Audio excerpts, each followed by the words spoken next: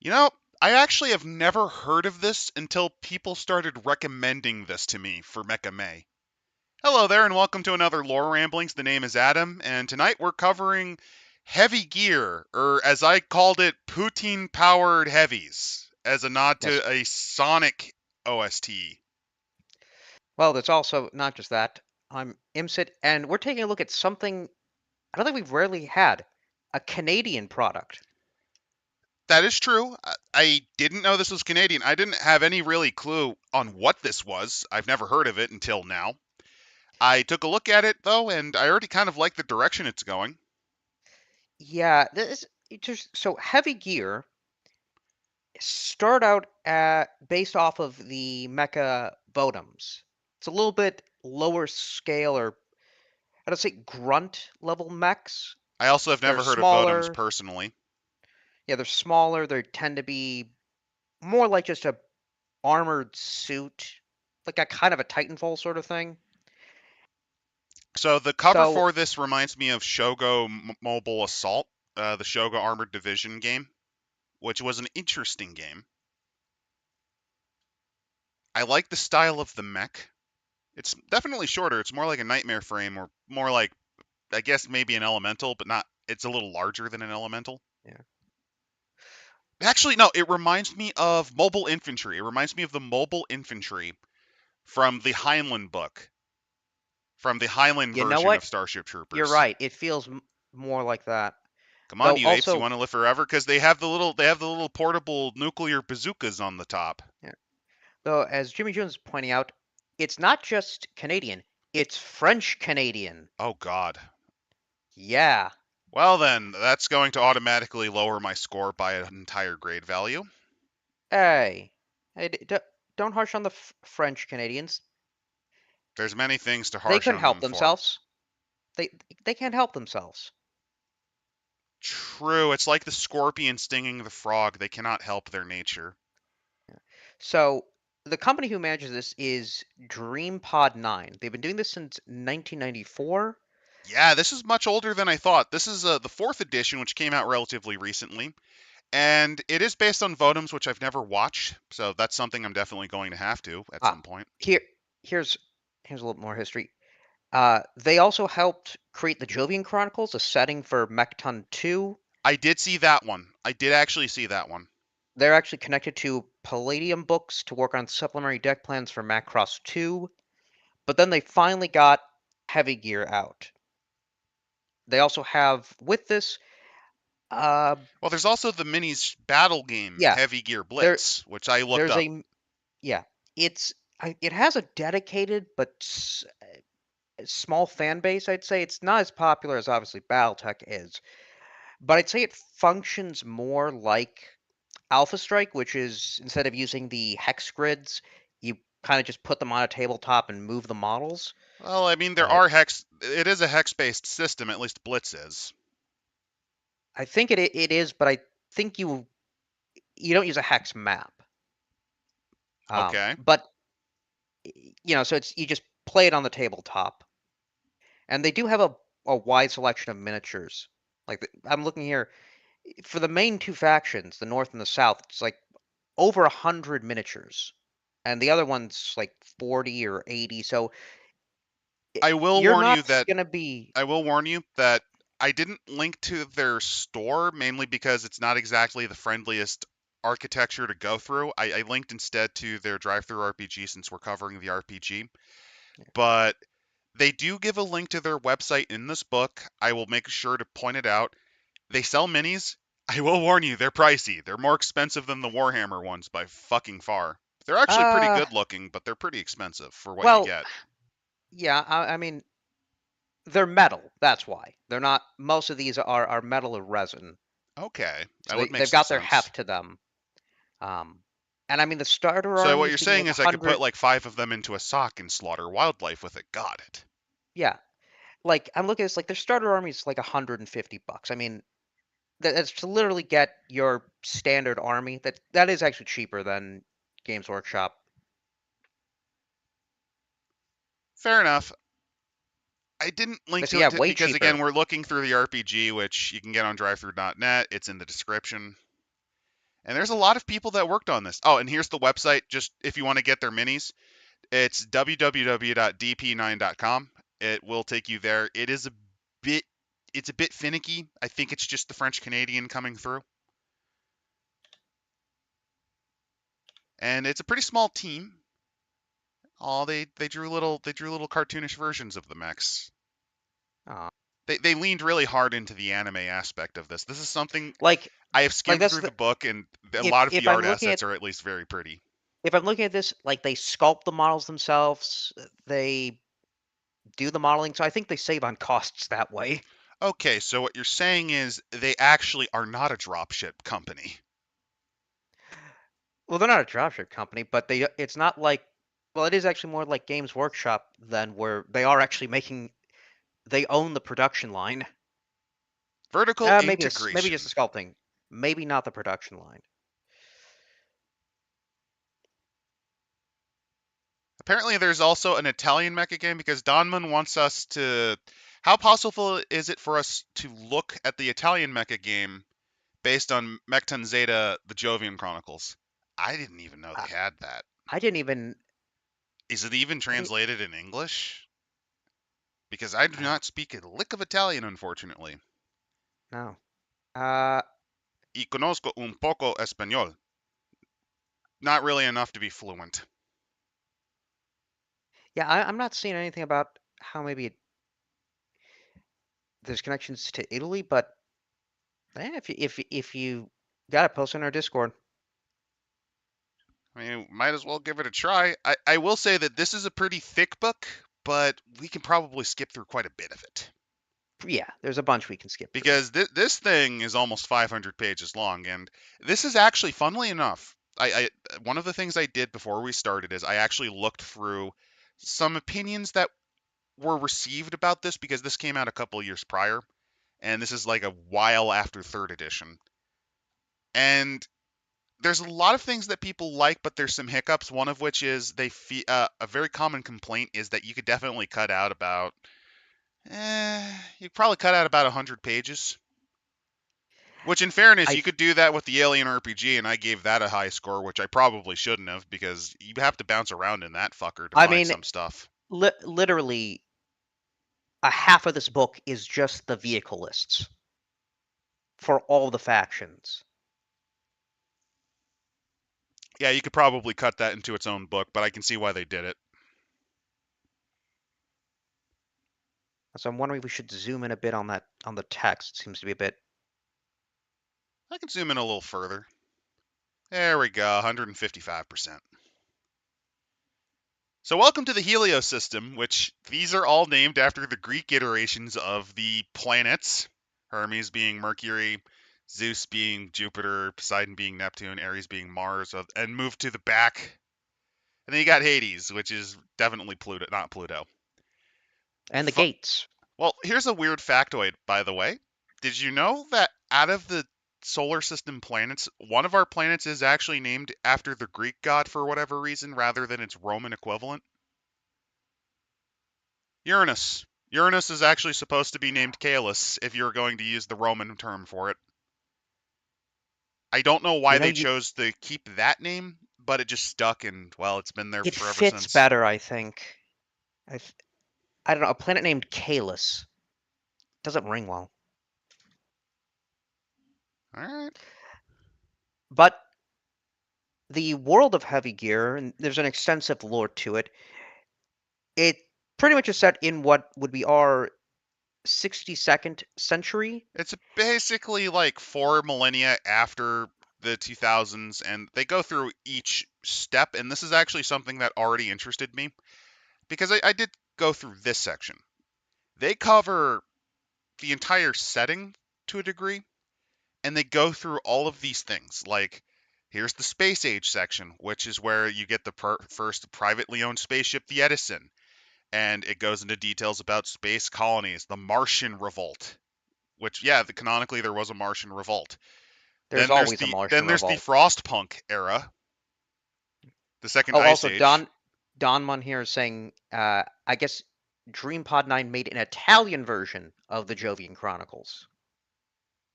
Do you think it's just because it was originally written in Quebecois and they confused it with Italian and just imported it over and it was somehow Maybe, mutually intelligible? maybe. But suffice it to say, This debased and debauched form of the Romance language, that's perfectly Italian. yeah. It sounds exactly like what we would hear in the Aostan Valley. So Mamma mia. what happened is environmental catastrophes, disasters on Earth, causing people to first unify into one government and then try to spread out through colonies. Which were called the Landing, Crusades. yeah, landing through these jump gates. Uh, they that humanity built. It's not like we're finding these gates out here.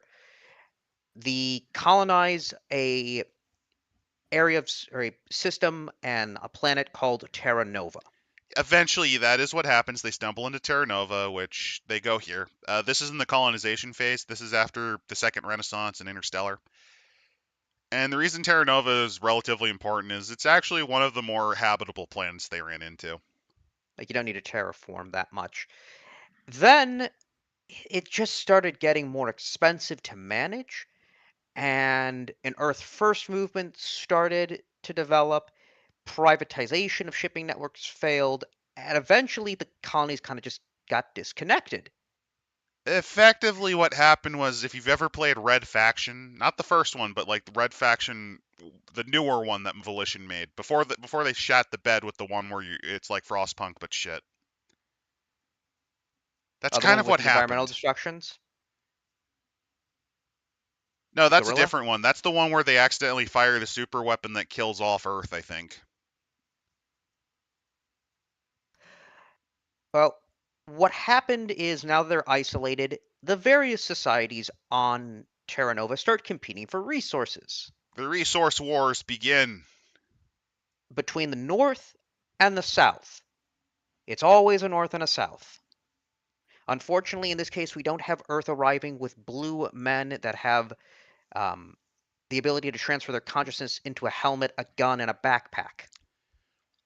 Okay, that actually makes a lot of sense. So one of the things about Terra Nova is that only the polar regions, once you go past, I believe, I forget which latitude, but basically the rest of it is desert, which is It's it's an interesting concept. It actually reminds me of there is a one of the planets in Spelljammer, I think, was like that, where it is a mostly desert world except for the poles, and this is actually based on a concept where because polar regions tend to be well, yeah, they're not necessarily the polar regions because that's based on your magnetic pole emission, but basically the northernmost and southernmost points of a planet in relation to its star as the most habitable region in a hot belt, you know, means that it might allow you to survive.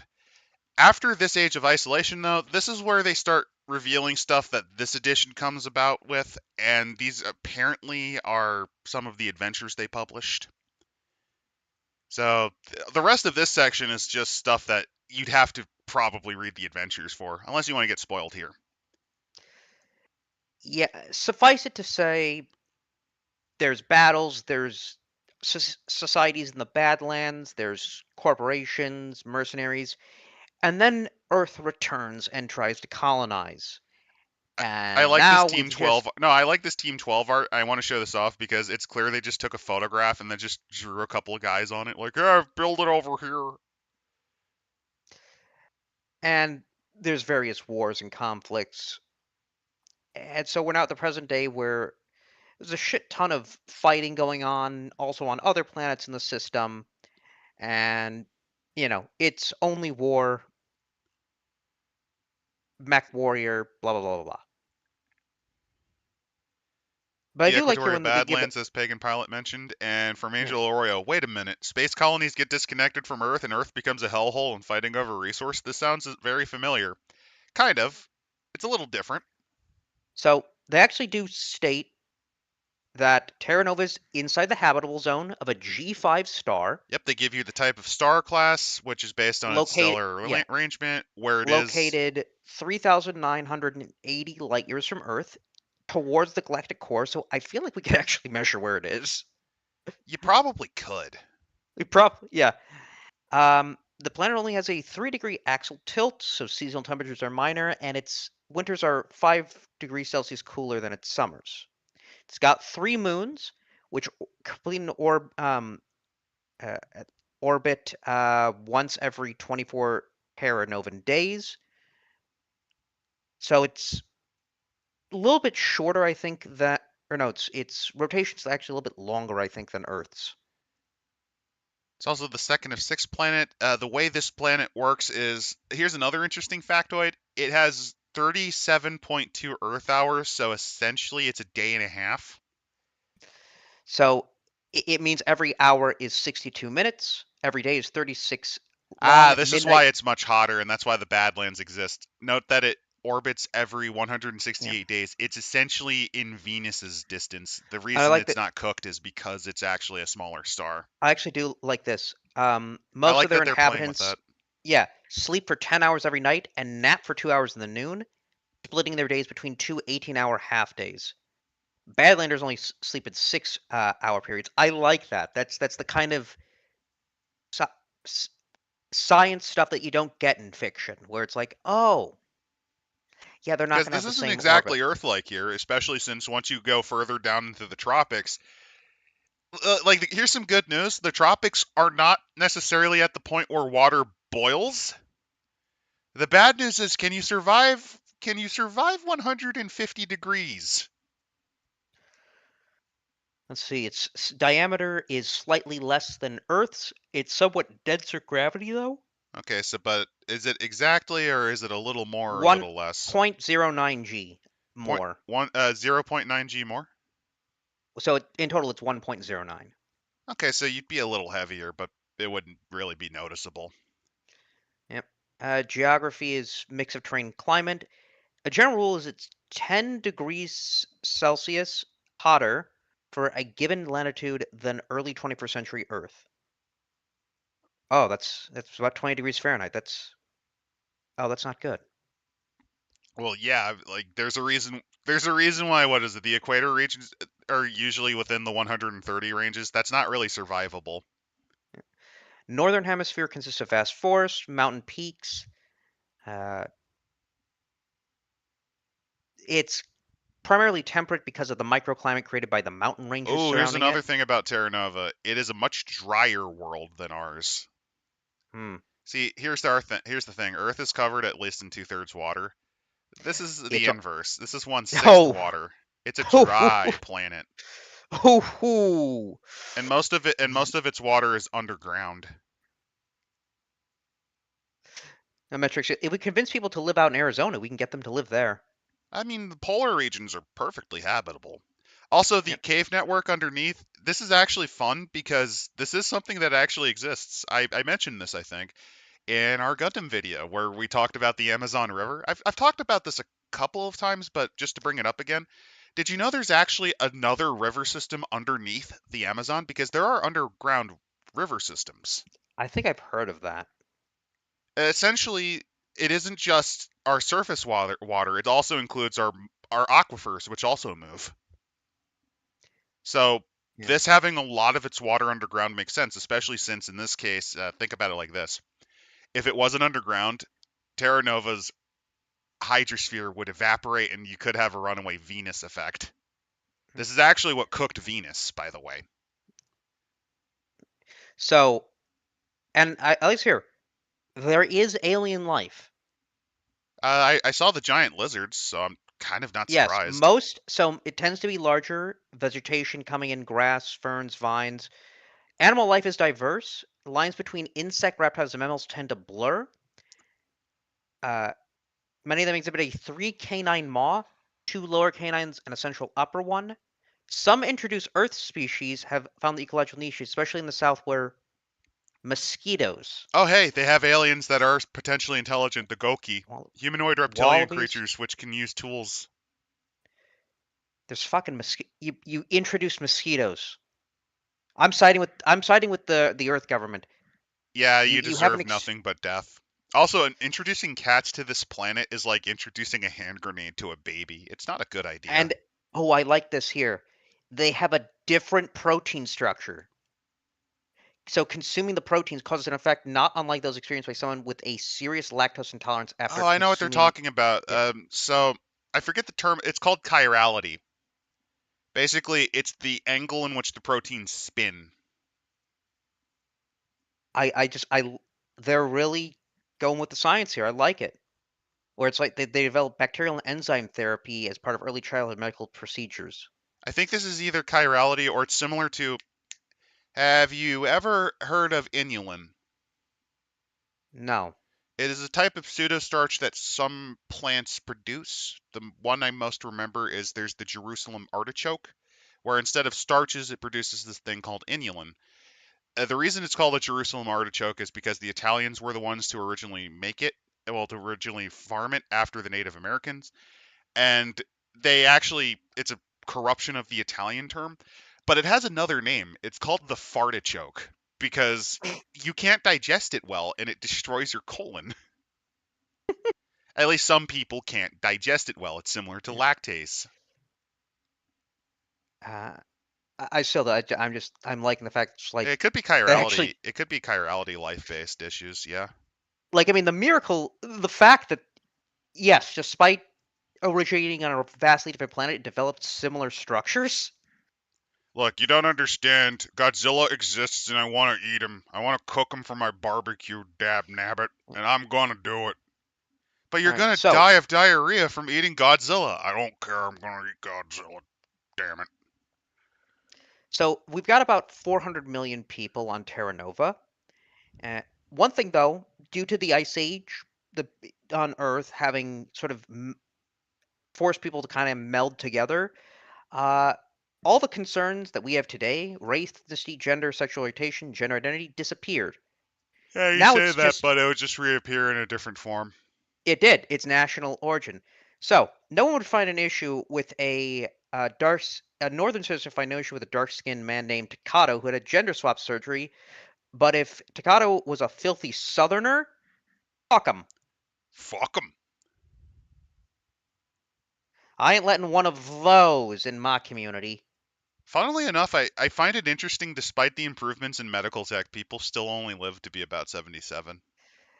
Due to the well, if you got to think about it, 77 on Earth history, they probably don't have that. I don't know how much advanced stuff, and also I don't know how much they would give for They have improved prolonged medical Africa. technology given that they're able to eat things that you couldn't otherwise. And when they say gender swap surgery, I'm assuming it's like a more perfect iteration of what we actually have now.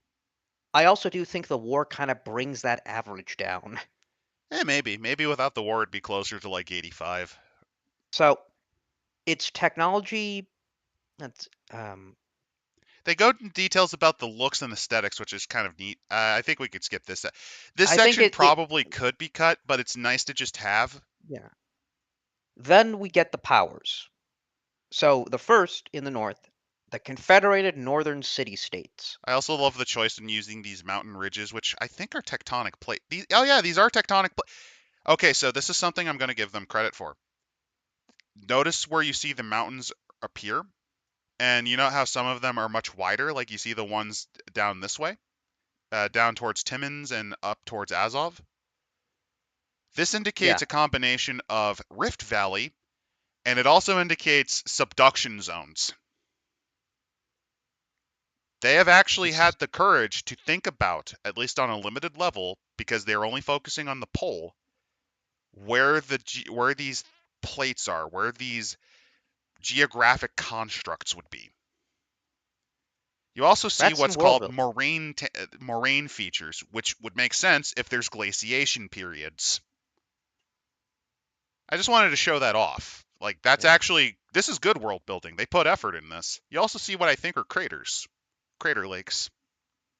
Maybe they could have been underground Could and be just crater kind of lakes. It could be karst landscaping. If there's limestone quarries, basically what happens is the water will eat it through because it becomes weakly acidic because of the carbonic acid in it, and it creates what are called karst landscapes. also I do have to say based on our comments on our live stream, we have a lot of people that actually know about this franchise. Well, I mean, it's a Canadian franchise, and I know we have at least a decent Canadian audience. I know, but it's like you think that it would have migrated down south to the U.S. Well, what are you talking about? The U.S. is the badlands of this planet. You don't want to come here. So the Confederated Northern States, founded when the United Mercantile Federation in the north fought the Mekong Dominion in the south over resources. So it's not a single nation, it's an alliance of nominal equals. This Allegedly. might be where I've heard the reference that's kind of more like the non-Quebecois Canadian provinces. So, well, no, this is basically Canada because the Confederacy and Federation are the two dominant partners, which is a nod to that is a nod to Ontario and Quebec. But the other ones have at least some influence. Like this is basically structured like Canada, where two of them have a lot more power than the other ones, and because what they want goes, fuck the other ones. That's kind of an issue with Yeah. this. Also, I do have to there literally is a Rapid City. Well, yeah, don't you need a? There's also a Baton Rouge. Ashington, not Washington, Ashington. Also, yes, Angelo Arroyo. It could also be the European Union because the original European Union was dominated by the British, the French, and the Germans, which is why the British leaving was a bit, at least without a plan. Wounded Knee, If several they actually forts. committed and actually stuck their landing by trying to appeal to the Commonwealth, they would have had a plan. But no, fuck that. So we've got Conservatives called for a bluff, and they surprised Pikachu when the bluff was called. Good job, morons. Yep. So we've got the Northern Lights Confederacy. People born there or accepted as citizens can vote. Most populous league, one of the industrial titans. Higher standard of living, good education, general security. One notable downside for outsiders is the revisionist church.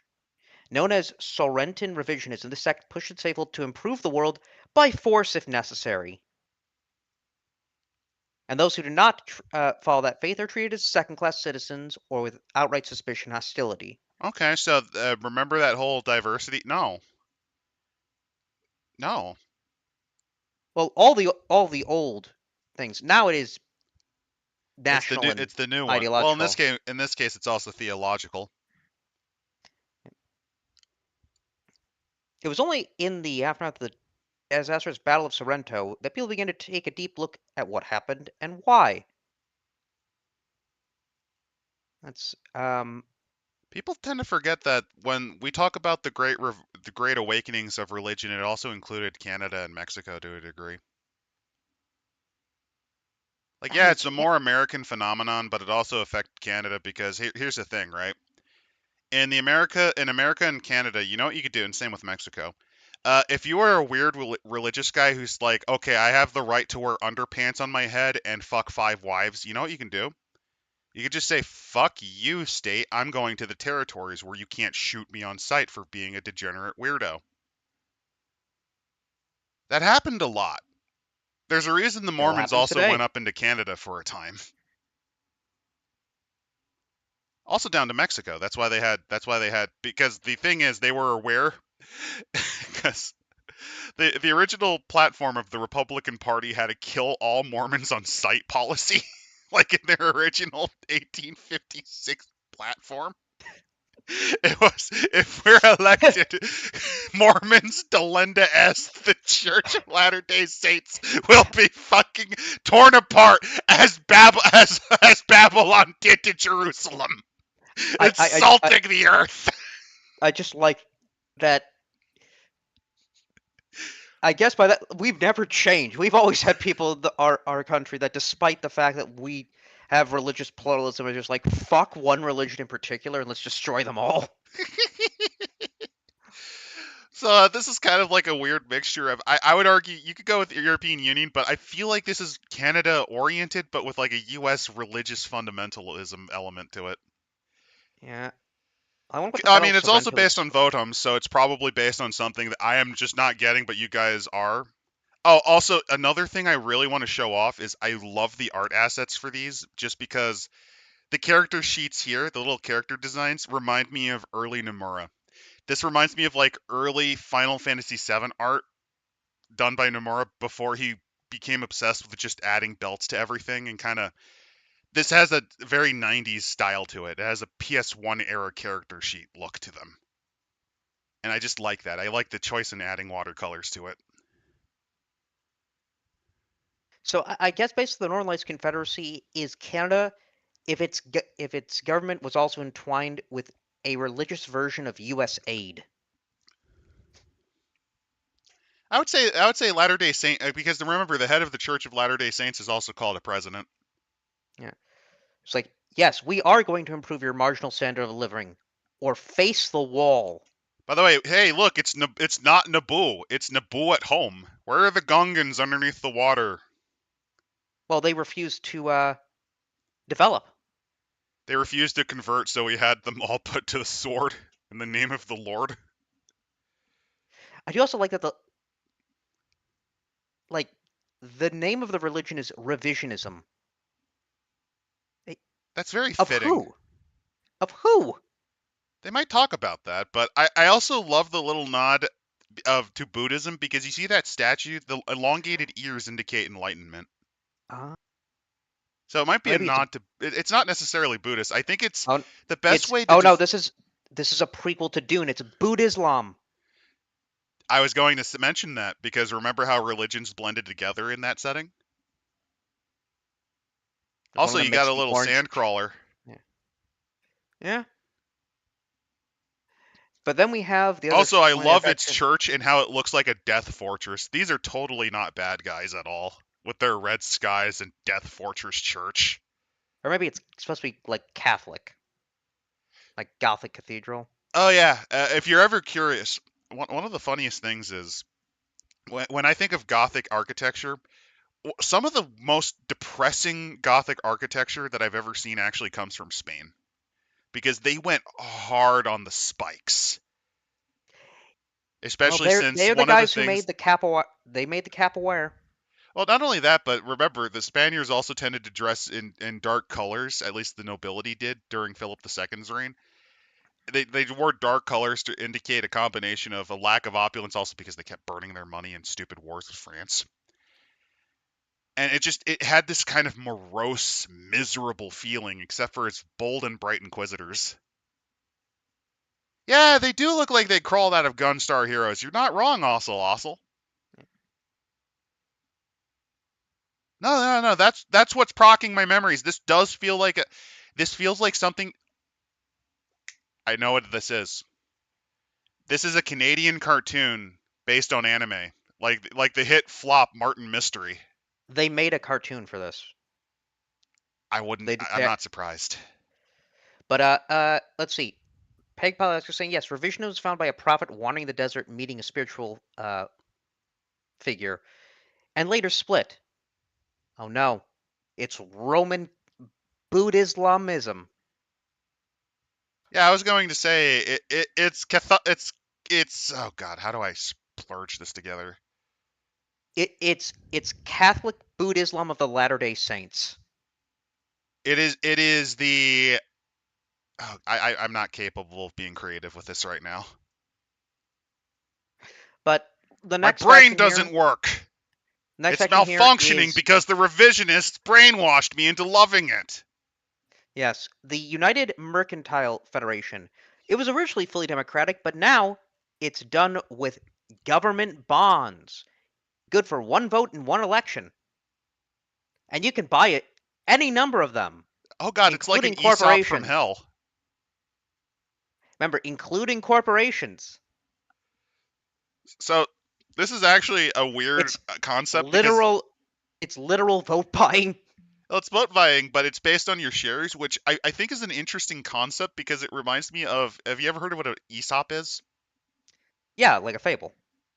No, that's ASOP. An ESOP is is a special type of company where instead of it being a standardized corporation, what happens is the company's direction is directed, at least in some ways, by the workers and employees because the way it works is that they are given parts of the company via shares. Oh, so like a corporate cooperative style. It's a corporate cooperative style. It kind of reminds me of that. Yeah. And it also All right. reminds me of because there used to be what are called poll taxes, and there's also a variant of this is also a thing in the Austro-Hungarian Empire, by the way, where depending on your wealth, you actually got more of a vote. Like if you hit a certain income bracket, or if you were this wealthy, you could hypothetically have up to 6 votes if you were a noble, versus the 1 vote of a normal person. I mean, it's disproportionate, but it's not massive. Also, yes, Z Star. For whatever reason, just the style reminded me of Martin Mystery. It also kind of reminds me of, I mean, this is more French, but Totally Spies, which is also known as the Weird Fetish cartoon because every episode dabbled in a fetish. Let's see. So we've also got within this, we've got Rapid City, which is the headquarters of Northco, Swanscombe, a matriarchal society formed by Jerusalemite nuns. So this is, yeah, things have gotten a little weird, I'd say, since Earth is separated. I find it fascinating.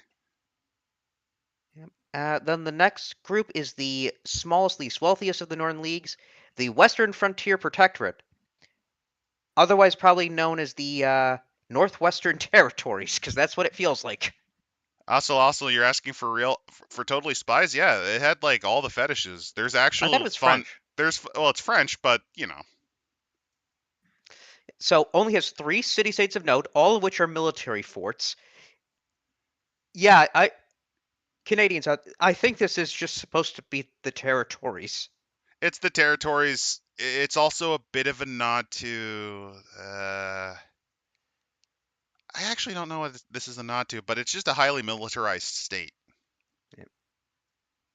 I'd have to actually dig into it, but it's an. Oh no, this is a nod to. This is actually a nod to Starship Troopers because you have to serve in their military to actually get a vote here. Oh, You have to have served in their military because they are the oh, and bulwark. it's just the military in this case. Yeah, it's an army with a state essentially. Now we have, though, the Allied Southern Territories, known as the South. It's an economic and military collective between 4 leagues that have endured for over 250 cycles. Which, if you're curious, that's what the red lines indicate. That's where their borders are. Yep. In practice, it is an imperialist framework through which the Southern Republic exerts control over the entire hemisphere, with such areas such as Perth, Thebes, Mekong, Raleigh, Innsmouth, Timbuktu, Aquitaine. Oh, so they didn't even have the good fortune to just add new to it. Well, there's also Ngorongoro, which is that's an interesting choice of a name. All right. Well, let's see. The main White one, Rock right next to Baja and Siwa. That's very fun. the Southern Republic, commonly known as the Republic of the Land of Snakes, has dominated its hemisphere for centuries. On paper, it's a representative democracy governed by the Estates General, who are chosen open ballot every 3 cycles. In reality, it is high stakes games of politics, and the business is limited to a dangerous select few. Surveillance is ubiquitous. People ask too many questions, disappear, and those who survive rarely do so untainted. Okay, standard dystopian republic. Fun to Yep. go with. The citizens united by their shared sense of national superiority and manifest destiny. Republicans willingly subsume their political freedoms and give their service for the greater glory of the state. I like how Oh their no, it's dress the uniform is pink. oh no, it's the Capellans. It's the Capellans, but they have pink drip, but they also have green uniforms. It depends on where you're going. Yeah. Other Southerners are best tributary people, Also, while straight up, Northerners are. the decision to add pauldrons that reminds me of that. That actually reminds me of the soldier uniforms from Final Fantasy VII a little bit. Yeah. Oh, actually, no. The color reminds me of the Gestalian Empire. The only thing they're missing is the. Oh my God, this is Final Fantasy VI. That's the Gestalian Empire uniform, but pink. All Let's they need see. is like a short fat guy, a short old fat man as the emperor, and you got a crazy clown advisor, and you have fucking Final Fantasy VI here. Fantastic. Let's see. Um, I like the art. I Current will say issue. this. One of the things I really like. Oh, by the way, here's a formatting fuck up. The picture is overwhelming part of the text. Oh, yeah. Page 28. So There's a lot of I little can errors in fourth here. edition. I can see some of the Quebecois, or at least the French stuff. You've got the characters such as Jacques Millet, Louis Philippe de Rion.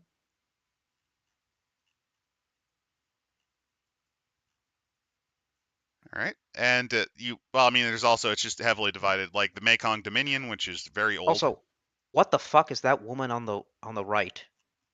Lady. What, the guy with the trash can next to the guy who's wearing No, an no, the actual woman in pot the on his head? fucking bikini. Oh, bikini chick. What page are you on? 29. Okay, you're still a little bit behind me then. I have no clue. Maybe she's a mech pilot. Yeah. So we've got, though, the next is the Mekong Dominion, one of the first settlers predating large colonization. Uh, It's a hyper corporation. yep, entrepreneurial You know what I spirit. just realized? This kind of reminds me of Gargoyles. Just the vibe of this kind of night city look. Yeah, I think this is just the Canadian animation style. The Canadian animation style is a banger, at least from this era. And then we have the Also, yeah, Eastern. that was the Morty and Iron Guard. There he is. There he is, committing war crimes, Angel. Oh, that is. Holy crap, that is literally just the Morty and Iron Guard. That is fantastic. Games You Workshop, got don't you look. got Chinese triads working with the Morty and Iron Guard, as well as actual like Cajun swamp people and South Vietnamese samurai, as well as that is from that is a Shogo armored unit, I believe. That is an actual uniform from Shogo Armored Assault. That Let's is see. fantastic. Then we have the Eastern Sun Emirates, a vibrant culture looking to the past to fuel hope for the future. Well, this is basically your House Merrick. This is your Free Worlds League, where they commonly are in the middle of strife, civil strife, No, and excess. they're just Arabs. I mean, Yeah, I mean, what yeah. can I say? Look at Look. that. I'm not going to like the Lord. They're Arabs. You even have an I Dream of Genie ass person with They a have the protest sign. fucking minarets. That's fantastic. Then you Look at this have. dude's spiked armor and his spiked gun with that fucking bayonet. I'm pretty sure that's also another. If not, that should be a type of Imperial Guardsman. That is fantastic. And then we have the Humanist Alliance, a This is technology. inviting nostalgia for more than for yourself, Pagan Pilot. So Pagan Pilot misses the style of animation. I miss it too because this is back when people gave a shit and didn't just voice it off to autistic perverts. Based on the Humanist Alliance is a carefully crafted utopia, a technologically advanced nation where every citizen's life is managed, monitored, and supported by the state from cradle to grave. Remember, friend This is the computer's your mates. This friend. is the state that gives you the mate options. Then Yeah, yeah. The unified based on the unified determinist theory of biological evolution, there are three cat. Oh no, wait, nope. It's paranoia. It's just oh, that's fantastic. uh at Brave New World probably as well. Preceptors, protectors, and commoners. Oh no, the Perceptors is a title from Comstar. Perceptors is a title from Comstar, so it's a nod to all of your horrible dystopias. Fantastic. There is no war in the humanist. There is no war in Perth. Yeah, Oh, I this. love this picture where it's like, "Welcome to the land of Gropies." It's all this profiteering, and then you just see this fucking See, refugee camp. That is fantastic. Oh, let's see. that is Children beautiful. children are wards of the state, and upon reaching the age of 16, they get a mentor who will provide lifelong will be a lifelong parental figure. At 16 years old. Yeah, Oh, they're Greek, aren't they? the Greek style. Oh, this is Plato's Republic. With respect to other Southerners, humanists view the Republic as an imperialist oppressor, the Dominion as all they have freed themselves from, and the Emirates as the worst of what the alliance could be. These are the snakes that are trying to work with the North to get free.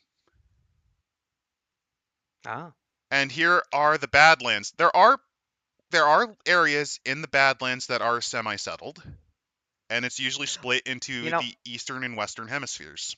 yeah, I do like the map that it kind of shows us now the topographical map of showing us. I feel like they could have added another continental plate in the Badlands a little bit, but I get why they didn't do that. At least for the eastern Badlands, I think it needs one more continental plate. Yep. That's just me But then though. we I actually do like yeah, that. but then we have New Coal, the new coalition, composed of various member states who have joined to secure their own interest against aggression from the polar powers.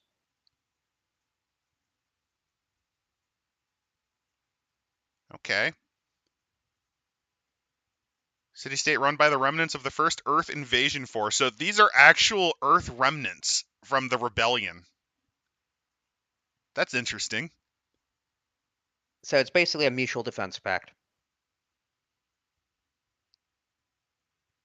It's the removal of traitorous elements from its own forces, so they're in the middle of its own great purge. And then we have Peace River. Okay, so I can A tell lo- you this. I don't like the art on this page for these characters because it's clear they ran this through CGI filters, and these are much newer made. There's a so creativity to it, but it lacks that kind of 90s charm that the other ones had. I think you can tell these These are are the new much newer. factions. So you've got Peace River, a nation run by Paxton Industries, a massive industrial conglomerate reoriented in the holdings of Paxton Arms.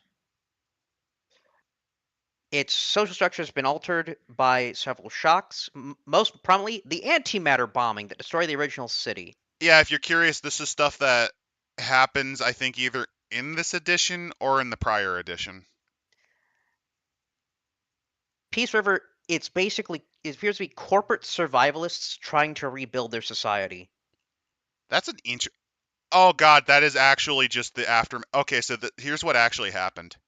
They really liked the concept of Final Fantasy VII's Midgar, and this is after the bombings in Midgar.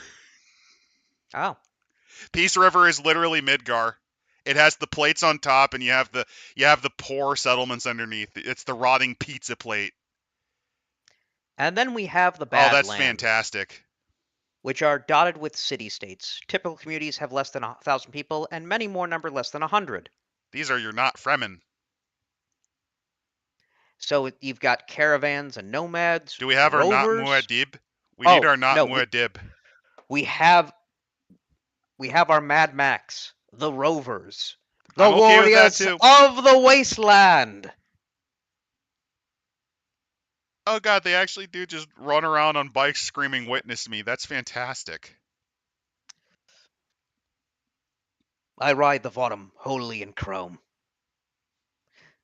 Then They're we have they're using some paramilitary character movement. assets, but I do find it interesting that apparently they do have cosmetic alterations because some people actually just have intentionally different colored skin.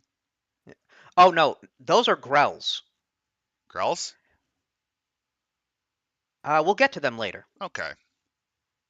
This But is about where I stopped because I wanted to kind yeah, of see what the rest of the system was like. you've got various Liberation Front, the Kara al-ad-Din Army, the Black Talons. Oh, well, no, There's the here we go to the Colonial Black Talons. Expeditionary Force and the Black Talons. Uh, what are the Black serves as Terra Nova's first line of defense for the off-world. Oh! Oh, they're the SLDF. Essentially, they're Star League, yes. Oh, joy! We're getting a miniature SLDF.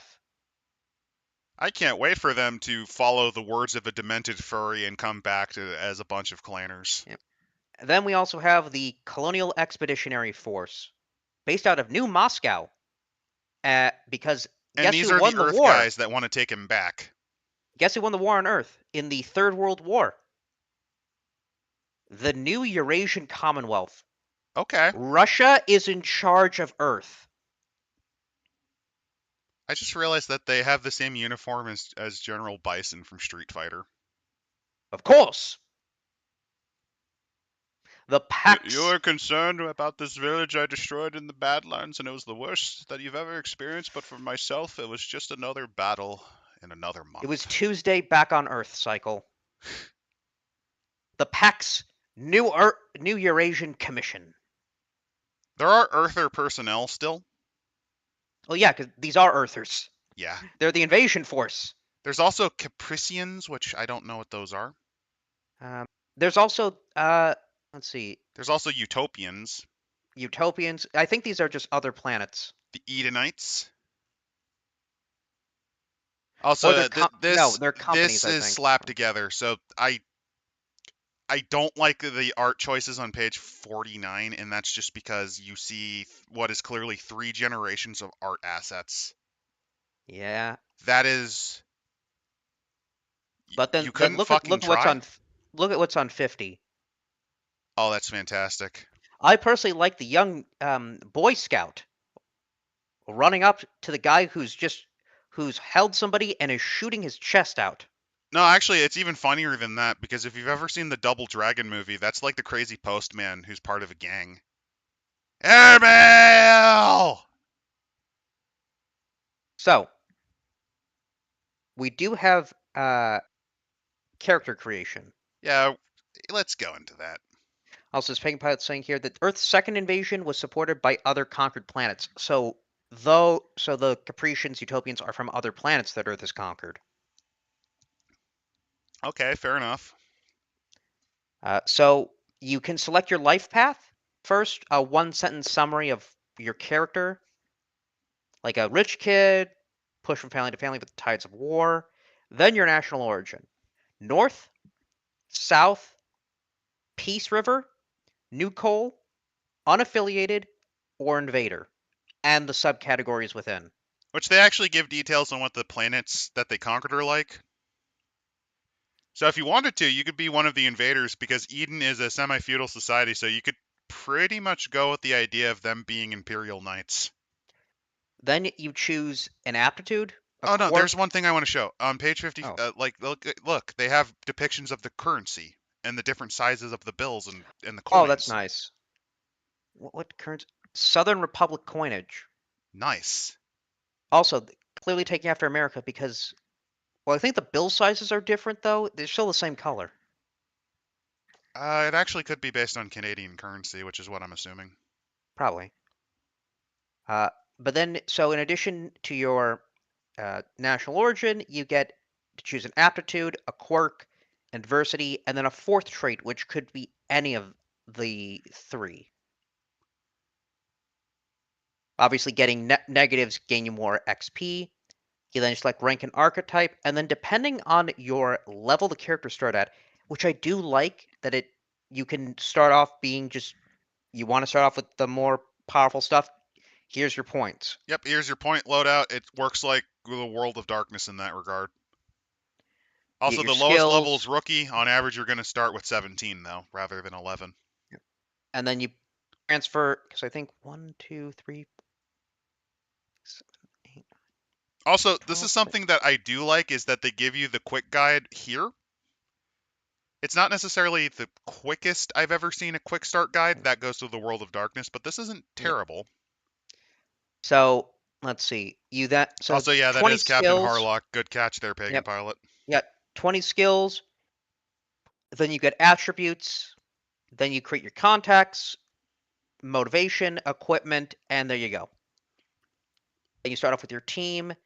And then, if you do choose to be a Grell, which is a genetically recombined expeditionary legionary, Okay.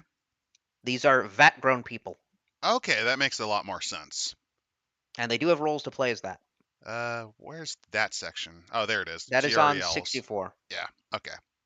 They give you life path examples, university family, a survivor of a conflict, a companion for a Grell, immigrant, caravan brat, whole bunch of stuff.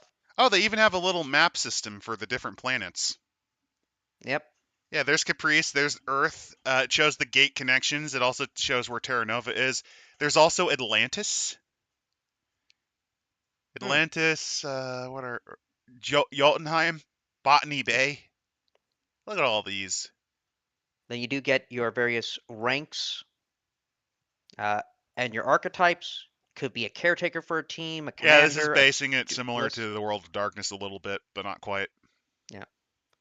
You spend your points on skills. You get one familiar skill from one of the three domains in your national origin, one based on your life path, and one based on your archetype.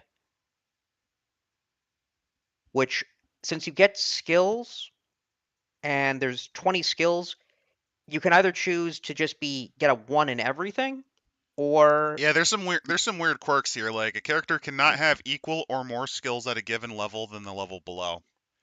So you can't have three level three and three level twos. You'd have to have three level three and four level twos.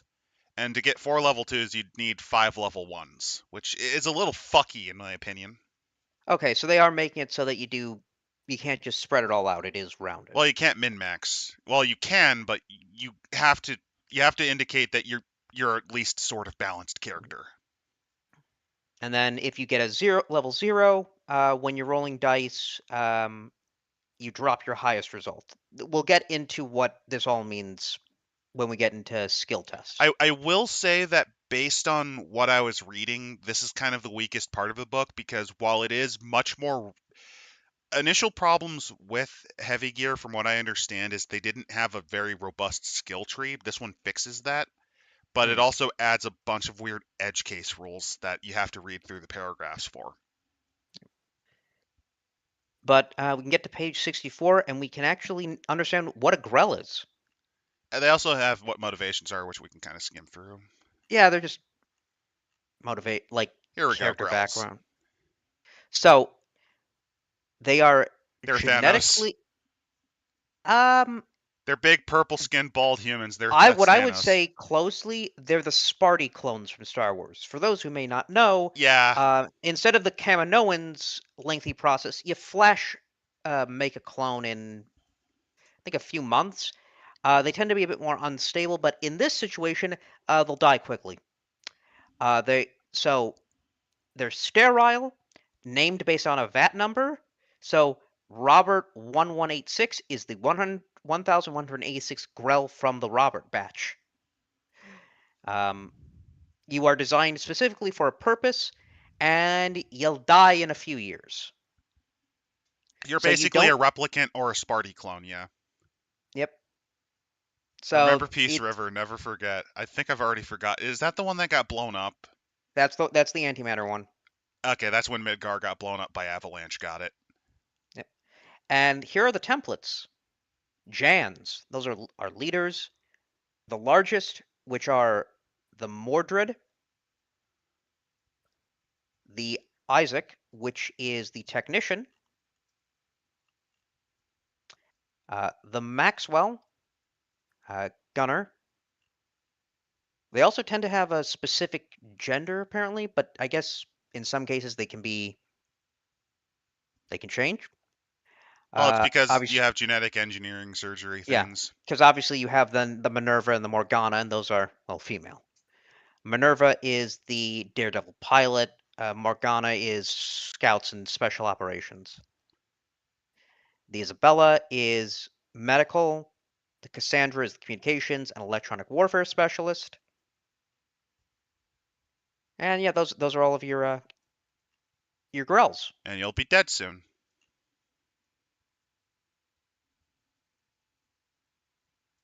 How does advancement work? Well, you improve skills, and improving skills is done with experience. You gain experience by using your skills and being tested. You gain 1 XP in a skill anytime they perform a skill test using that, and the test is suffering a challenge, which they I don't guess explain what the challenge is. Does that mean failure?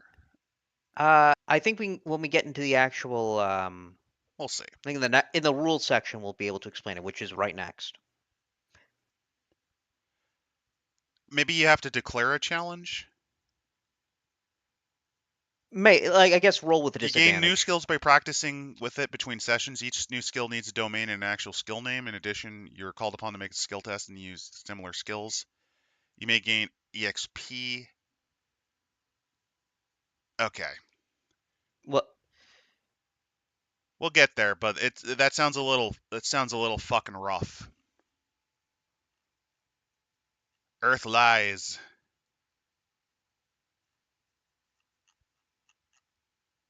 Let's see. Gameplay overview. This is how you actually play the game with the rules. two main rules though. It's supposed to be fun for everyone, and the rules should never get in the way of a good time. Basically, if you think we fucked up, fix it, please, because we're not Yeah. perfect. Um. So Hey, look, they're the they're playing they're playing well, they're playing Heavy Gear Blitz. They're actually It's playing the game in the game. so i- Is that a fucking red solo cup? no, that's just a red cup. There's no white rim. No, there is. There is a white rim. Uh, It's not I don't know. drawn right. Maybe it's just a really cheap plastic cup. Oh no, I think So, it's supposed to be glass. You're right. It's just red inside. okay. So, the way you use the dice, it's a d6 dice pool, but you take the highest, and anything that's equal to or above the like target number adds +1. If you roll with a challenge that appears to be you roll the penalty, you subtract dice.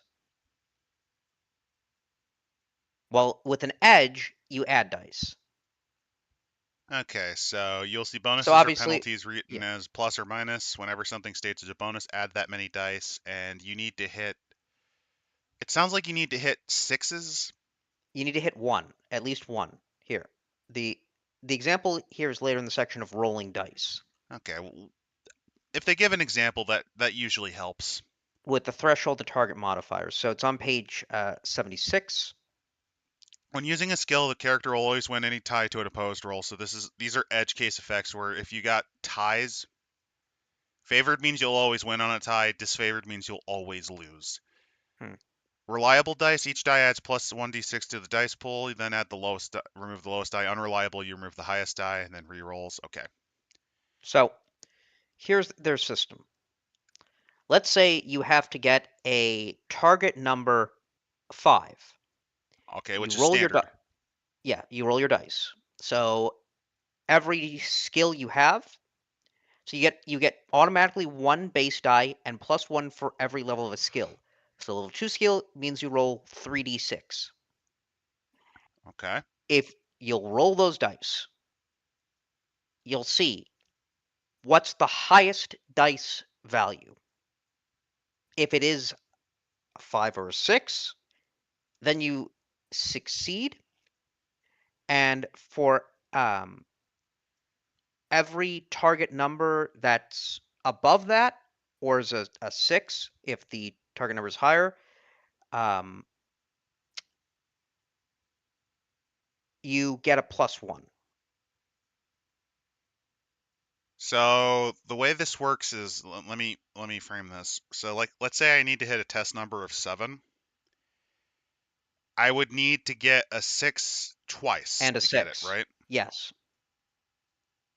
Yes. So I already Which have is some why issues with this that mechanically because yeah. this is Which not as intuitive as just rolling a big fucking dice pool and then just counting your successes. yeah. That's not I it's not as think they intuitive. This is kind of yeah, stupid. I believe they do the same thing with the miniature game, but it's just on a 2d6. It's not that hard, but it's a weird house rule. I think it's just so they could patent it and not get sued because the original dice pool thing Yeah. was more of a West End games. But that Yes. is kind of annoying.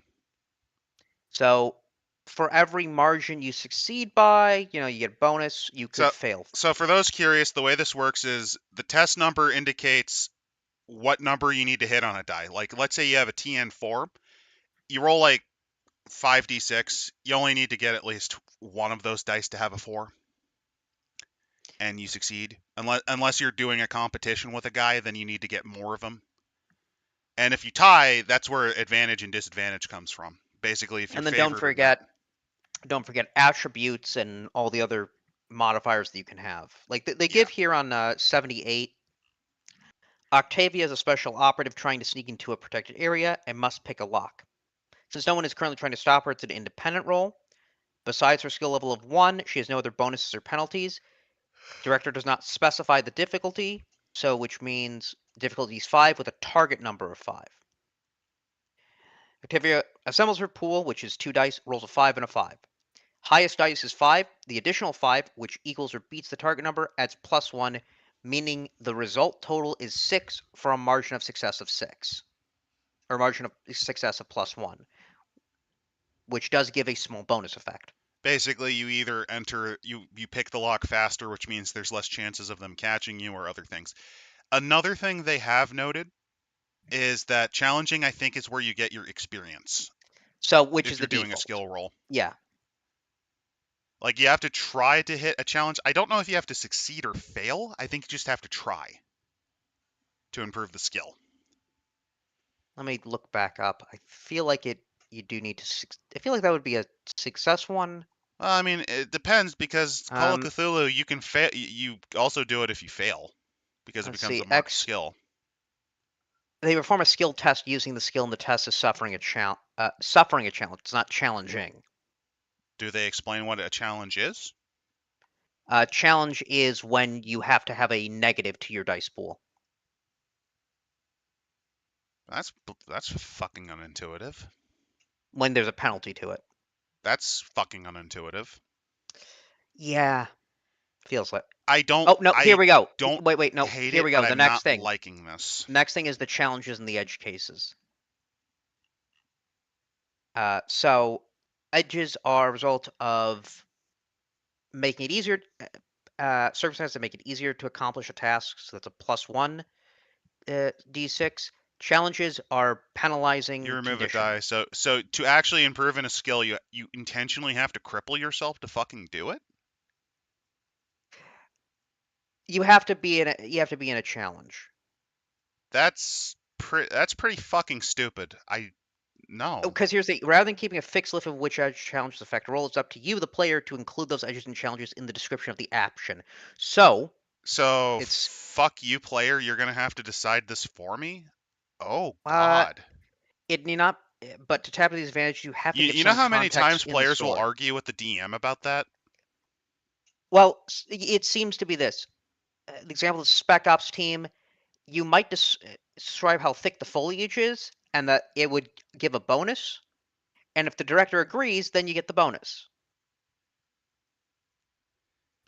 This Conversely, if you feels were a little too surveying the much like base, arguing about how what spheres combine together to form a spell. In yeah. Mage, I don't like that. Ultimately, though, you're arguing then with the director. I don't like that. The director is the one who decides it. It's not because I'm a my way or the highway type of DM. It's just you're asking for players to try to cheese the game as hard as they fucking can. Let's see. However, when it comes to damage and penalty dice, Oh, that they even doesn't mentioned affect what your that's a XP. stretch. What if the other players and director don't agree with you? This only happens if your description didn't satisfy the others' suspension of disbelief. So if you're denied an edge, you are entitled to a brief explanation for someone who denied it. Or alternatively, you don't fucking do it this way. Instead, you Well, just do give not keep experience. off. If they still disagree, accept it and move on. Do not keep offering revisions. This will slow the game down. Or alternatively, you avoid the problem in the first fucking place by just having flat experience that you can only apply to skills that you've tried and either succeeded on or failed with a difficulty of at least 5 or 6. That's what I would do. Yeah, this is dog shit. I will say that this is a much less effective version of the D6 dice pull system. Yeah, it's a It's weird. not terrible. I can I appre understand it, but I don't like it. I appreciate this. Is they do give right up here a step-by-step instructions on how to do a skill test. Determine skill. If there's a penalty, take your dice. That's Roll fair. for it. Um, and roll skill test like that. You don't need to. It's simple, straightforward. Well, no, there's other little side things you got to know about, like if you have equipment or If you're in a attack vehicle, modifiers, or if you're in a yeah. vehicle. But still, Conflict rolls. If you're doing chases, accumulation. Then you have it's same thing like with World of Darkness, where you have your traits that can give you a +1 or a -1 based on your well traits.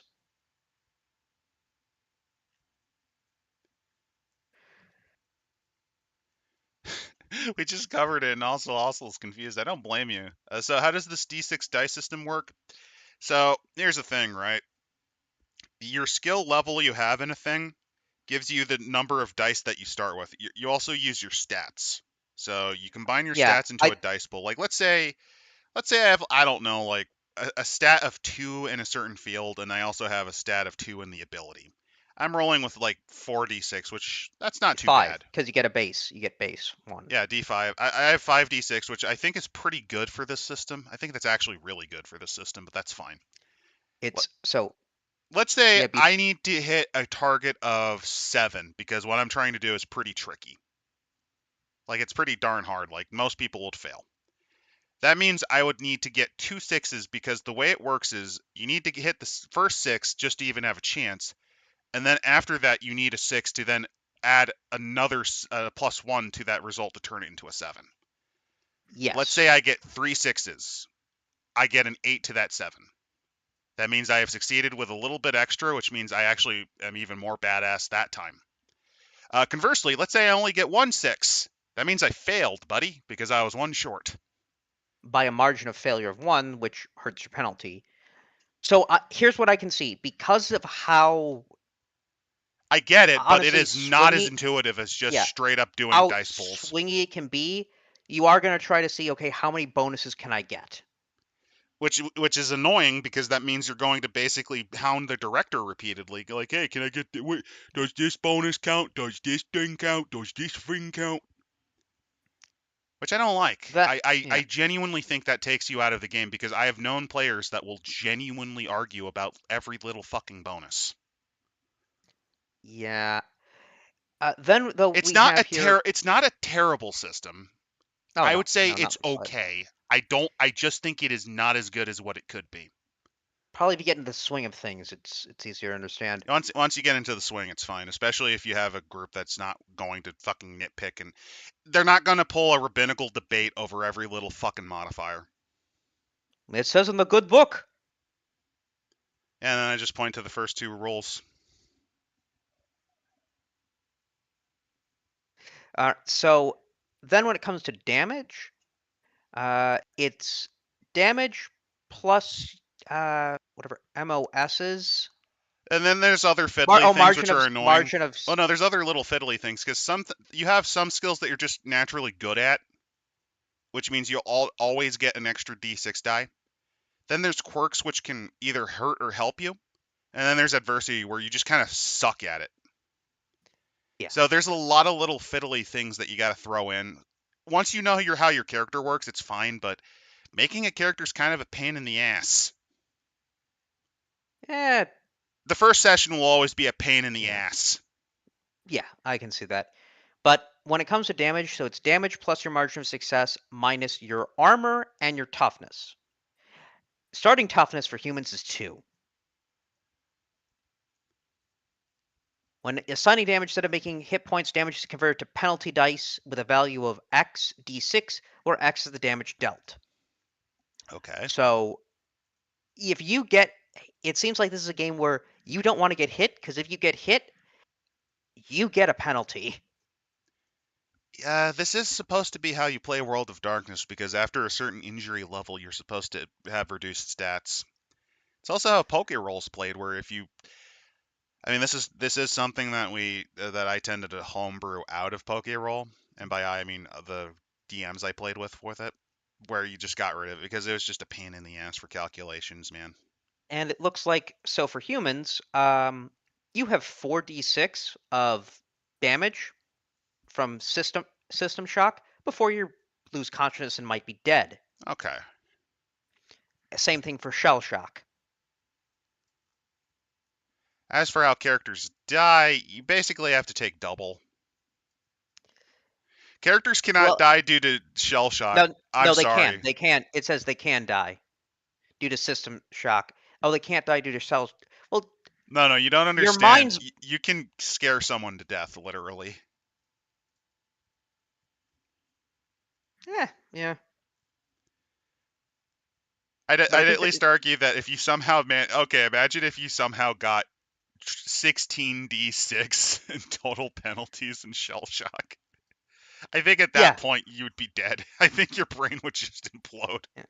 I do like with the patching. It could be a variety of things: drugs, training, disassociation. I'm a bit confused. Would say just ignore 1d6 of damage. So is that a die roll of damage, How does or is this that work? a? That's the thing I'm confused. Is that the penalty? I think you need to do like a roll, and it works until the scene.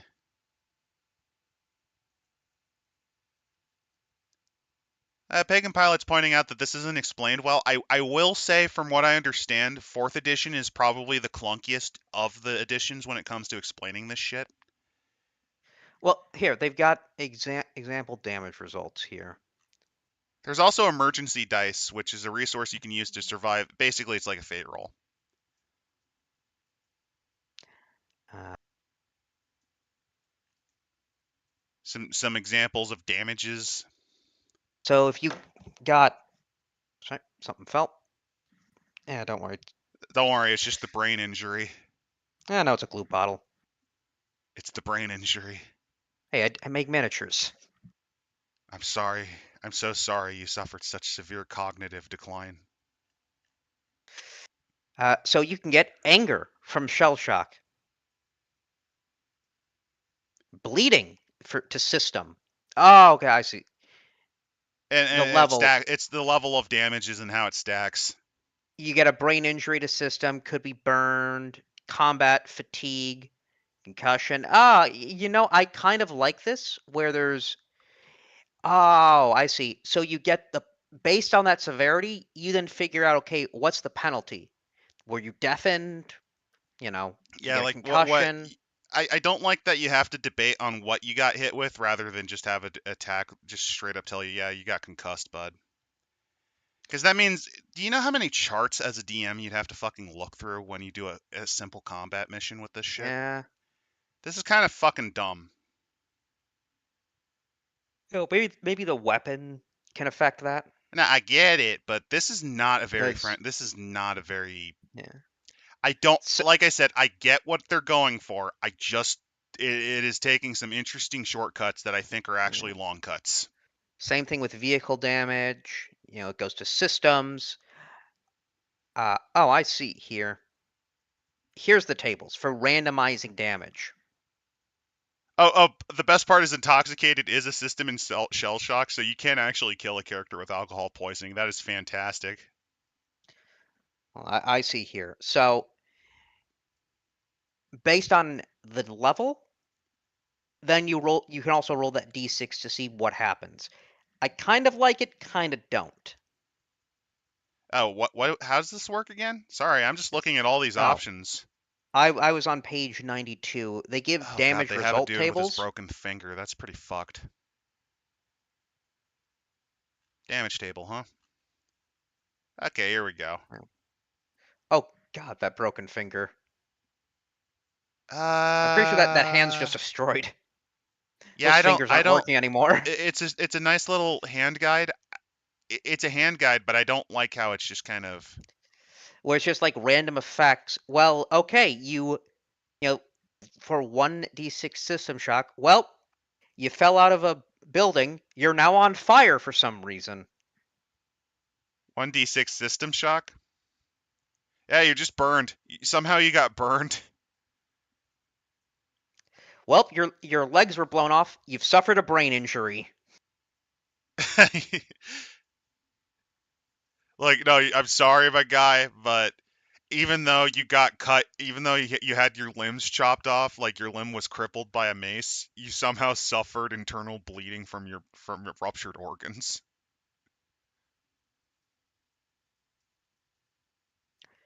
Let's see. From that, they give the list of adventures and how to run missions.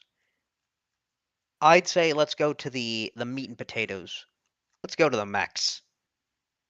We definitely should. So yeah, here's the adventures. If you want to go through these, just do it. I'm going to use where We is are that? heading all the way to page 282. There's a lot of cool art pieces that we're going to be skipping, unfortunately, but that's fine. A lot of this is running the game. Speaking of which, fun fact, did you know that one of these characters is actually Biggie's character? Guess who? You're going to have to make a guess. You have to get a copy of this book, which you can find in the description on this channel video stream, and you're going to have to make a guess. The only hint that we'll give you is they are not wearing a uniform, or at least I don't think they are wearing a uniform. It could be a uniform with a specific pattern. Okay, here we go. Here we go. Page 282. The vehicle list for the North. Now, I'm pretty sure all of these vehicles you can probably buy You as a definitely can miniature. on their website, and I love the art for all of it. Oh, Priority God. level. So, yeah, this is what I would say is like a good, nice, modern art. No, I just love the choices because they look like this beautiful combination of battle tech, a little bit of Shogo, a little bit of Gundam. Yeah, I don't know. I kind of like the It mech has that's its own holding a style. regular It has sized its own armor. look. I might have to pick these up then. They, But they let's see, also the have they North. also have vehicles, which is always nice. Yeah. So like the North, they've got tanks like the Aller, uh, which carries what is it? An LPL, a MAC, Oh yeah, we have to go through what the MG. different weapon systems are. Sorry, I was just looking at the art. I was just vibing from that. Sorry about that. Let's actually go through Shit, that. you're right. Where the So TV, I have no context for what that is. Okay, hold on. Wait. No. Vehicle gear. Let's go to the 230s. Here we go. Yep. This explains it. 235. We jumped ahead because I wanted to show off the cool Right. art. Simon, I'm still wondering if there's a supposed protagonist faction. It's a Uh, war game. it's a war There game. You just pick isn't. one. There isn't. You've got zealous, essentially white man's burden up in the north, imperialists in the south, corporations, weirdo cults. Corporations, Mad Max, Yeah, renegades, weirdos. Oh, and last but not least, the glorious the Ru- Soviet Russia invasion of Terra Nova. so profile here. So TV is threat value. It's used to balance. Threat value. This is like challenge rating for D&D, which funnily enough, challenge rating is bullshit because it was always statted poorly. Yeah. So you then got priority level for players to use it. You've got the crew. You've got the MR, which is their movement rating. Arm is their armor. Hull is their hull integrity. The number of damage results the vehicle can sustain before being disabled. So the example they use is the Panther. So the Panther Yep. has 7 armor, which you have to punch through. Basically, you need, I think, 2 6s to punch through the armor to get into the hull. If I'm doing the mathing correctly. Yeah. So punch through the armor. You know what it is like BattleTech. Once you break through the armor, you get through the hull, and when you get through the hull, that's when you start wrecking internals. And never stuffers Then damage that is listed as shell shock. So the armor, if you hit in there and do something, I guess that's shell shock. yes, Gunnery, GU is gunnery, PI is piloting, and EW is electronic warfare, which is electronic fair. warfare. Other modifiers can apply above. And this is the example they give, which is the Panther, which is a nice little mech. Yep. And then you got the weapons and other gear on the vehicles. So it says here it's got, an MAC, LVP, and LRP. I'm going to see if there's anything down here that explains what those guns are. While you're doing that, I'm going to Oh, just. it does. Oh, good. It does. Um, there's a code to all the guns, That's good. which is good. At the same time, though, You're gonna have to memorize this, which isn't a problem if you're a BattleTech guy. But probably. you want to I mean, know one of the reasons I bring Tech and you here for those? Because you're able to rattle this off. Meanwhile, I'm here looking like a brain dead, like this guy just looking with his eyebrow raised, going, "Can you believe these fuckers?" Yeah. Well, I mean, yeah. So anti-personnel mine, APM. Anti-personnel rockets, APR. Anti-tank missile, ATM. I think we can go here. Anything that has an M at the end is either going to be a mine or a missile, G and I'm is assuming usually it's got grenade or range. gun. Yep. R is rocket. I know what AC is, mainly because BM is BattleTech also bomb. has it. BZ is bazooka. Oh, they got chain bayonets. And chain Yay. blades, Frag claws. cannon, Jeez, FL, look at all these uh, options. grenade launcher, haywire grenades, haywire whip, incendiary grenades. So I Um, have issues with this because this is another table you have to look at to memorize until you know it by heart. Because here's the thing, it gives you the ranges, And they even give you, for whatever reason, random examples of what they would be in inches. So if you're playing this on a tabletop, like the grenade launcher Oh, gives you a 3-inch range because it's a 15-meter range.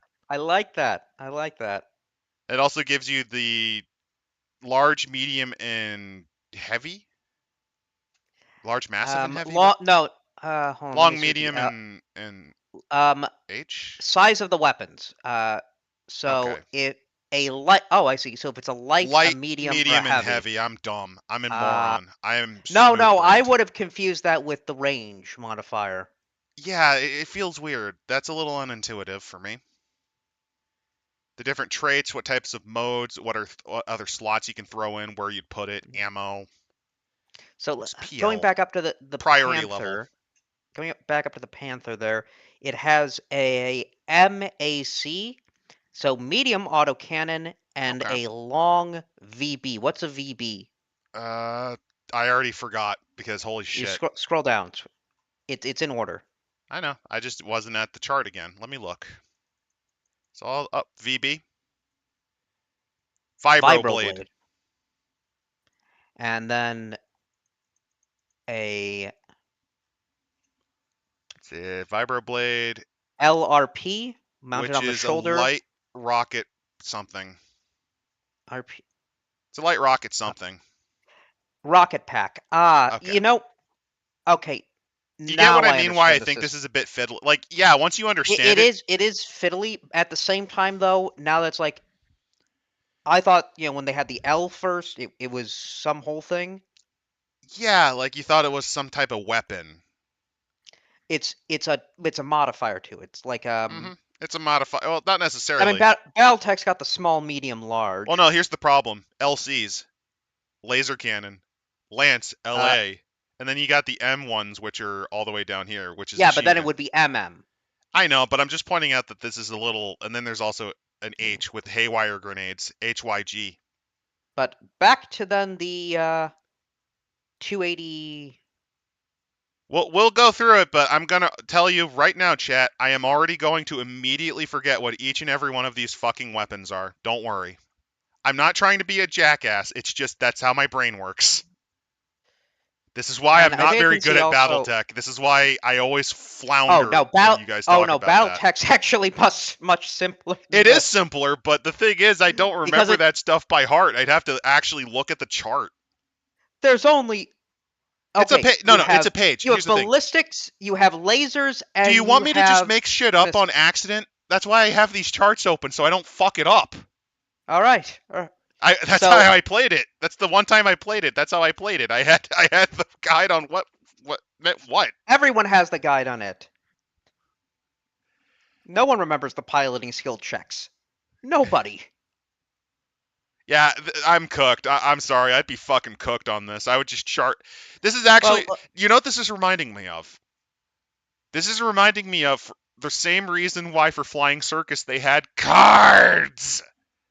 So here's the thing, right? I don't like cards, but I'm starting to appreciate at least using them as index cards, reference cards. That's what I need for this fucking hey, now game. you understand why Games Workshop changed their stuff to data cards.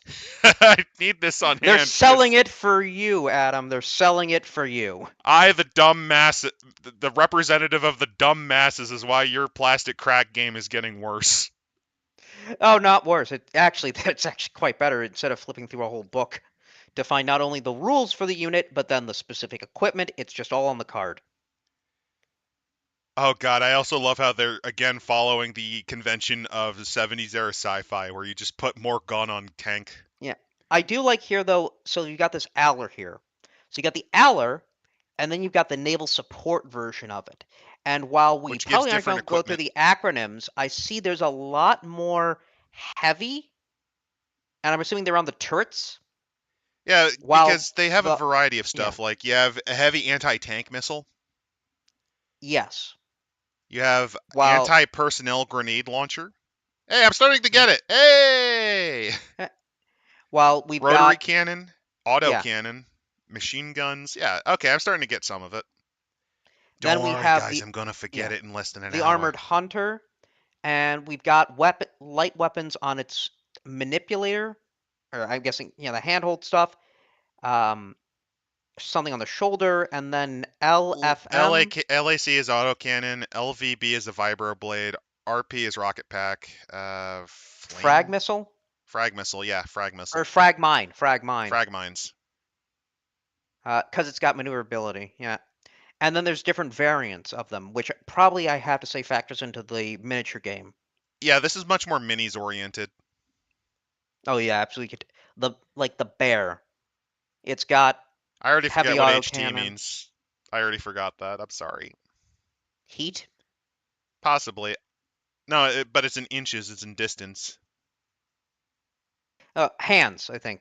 No, I don't. Whatever. I also like that they give little backstories to each of these things too. Oh yeah, it's whenever you're doing a miniature thing, like what separates a like if you don't really like a spearman from a halberdier to a swordsman. A brief little motion will tell you which one's more sturdier for defense, offense, Also, the especially for various types of bear. yeah. I feel like you could definitely turn these into index cards. I'm just envisioning some guy just taking his book and just getting a pair of scissors, like a fucking psychotic expression on their face as they mutilate their rule book And to I'm also turn it into sensing this. a theme here. The North all names their stuff after animals. Or hunters, the bear hunter, The dingo. black cat, bald You've got cat, a cheat no, it. no, no. Look at the dingo. Oh, I love it. It has the fuck you missiles. It's got the fuck you missiles. It's got a massive chain gun, Yeah, that's and the it looks heavy. like That's the heavy machine gun that he just has attached as a link weapon. it's got No, that's a heavy autocannon or a light grenade a launcher. harpoon there. Then you got the ferret, the eagle. Oh, you got your airships: Goliath, Shadow Fox, Red Jacket, the Grizzly. I do like their planes. Planes look relatively solid. The hunter, uh, the first purpose-built combat walker in Terra Nova, which is why it's got a full page of variants. Well, yeah, there's a lot of them, and then there's also the Hunter XMG, which is an improved version of it. Yep. Because And these then there's these I think are the mascots for the North. the Jaguar, the Jackson, the Clem. Also, the choice in doing mono eye designs for all of their even their vehicles have the fucking mono eye, which I like. That's no Zaku, boy. That's no Zaku. I'm just envisioning Rambo Ralph screaming that as he's driving the fucking Jackson. Like it's not even a mech, it's just like this big fuck you machine that's trying to run over Amuro. And then we've got the Koala, we've got the Kodiak, so the Ghost Bears are going to sue him. Hey, it's the Clem, which is actually I think it's based on one of those really cursed light tanks. That's fantastic.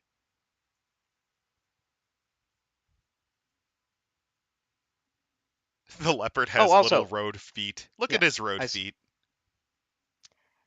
yeah, I like how the leopard Oh, they say oh, because no, they reference another one, Heavy Gear Arena, Rally and Arena Gear, because one of the minis games is like G is Fighter Gundam, where you fight to the death in a fucking coliseum.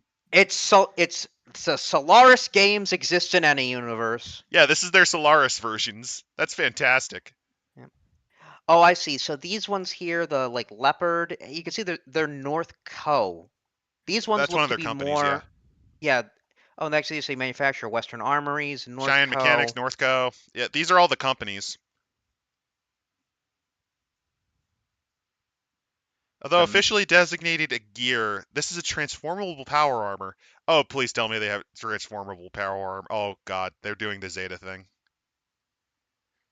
um The the Mammoth. they have a Mad Dog. Yeah, they're not just. I think most of these stuff are. Uh, Nemesis Jaguar. that Oh, Mad Dog. Yeah, I missed that one. Here it is. Mad that's a Dog bat. R. That's battle. It's a fucking. And yeah, well, Well, we got they're BattleTech not. at home. The BattleTech at We're not. home. Listen, Catalyst isn't Harmony Gold. They're not going to sue. I mean, it also doesn't help that this has been around since the 90s. What are you gonna do? You had 20 years to get on us, buddy. The Hunter, the The Parahunter, the Orca is Razor. just fantastic. Look at this fucking dumpy thing. Yeah, Wait a the minute, that's a Razorback, Cheyenne dropship. That's a modified Cheyenne dropship from Alien. the Rock Beetle. All right, let's see where that one is. The para units, the I like that they have paratrooper units versions Oh of no, you meant these the mechs. Orca. You meant the Yeah, that's what I Orca. meant. The Orca. The Rock Beetle is more of a helicopter. That actually looks like. Is that Vortex? Is that one of the Combaticons? No, I don't know if that is. But then we also have the Pope mech, the Revisionist Church Scimitar. The Scimitar. Yeah, look at that dumpy thing. Oh, so that was. Oh, now we get into the different set. So now we have the North Guard of the Confederated North States, and they have their own mechs. Yeah, you Look at can all see these why this options. this is literally the rest of the book. I love the Thunderhammer design, but I always liked quad mechs. Look at all this. There's a reason why I'm just showing off all these. Oh, go hold on. Go to page 307. I The also love the choice for Wildcat. some of them to have profile shots. Which one? 307. The Wildcat. Okay, I see the Wildcat. Oh God, that's a. It chases after Badlands communities or against rovers. Imagine, um, imagine the Immortan Joe versus this guy. There's also the comedy because it has little road wheels. I can envision this thing transforming.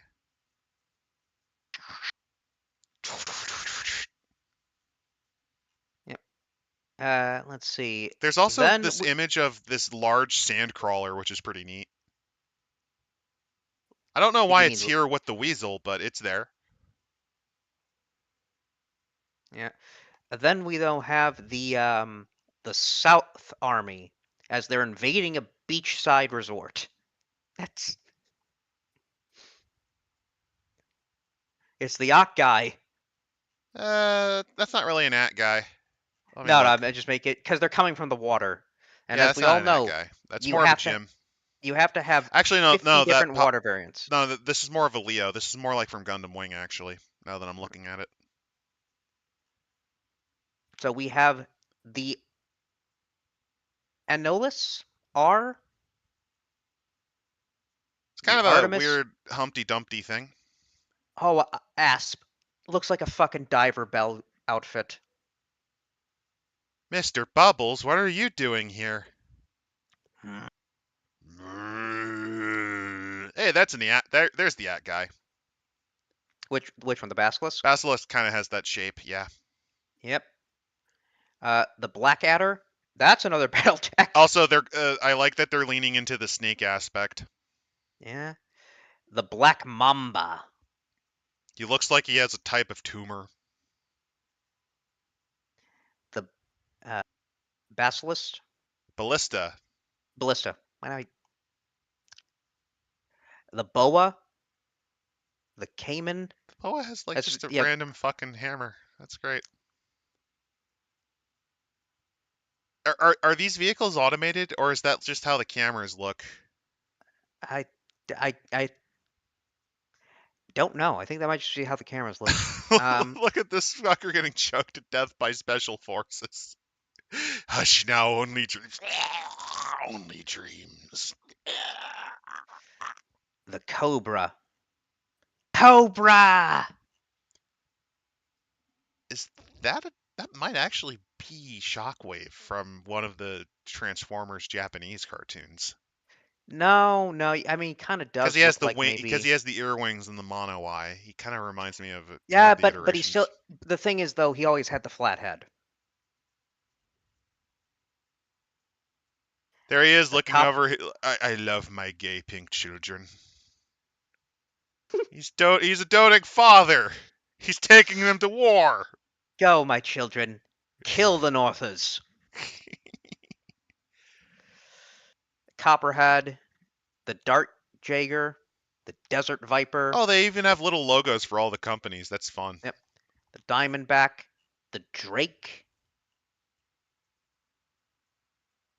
The Southern Republic is run by the. I mean, why not? It's your setting. Do it. Next time, new coal. I'm just now envisioning an episode of Heavy Gear where they try the leader of the Southern Republic, who is Cobra Commander, for hate crimes against the Church of Revisionism. Well, let me see.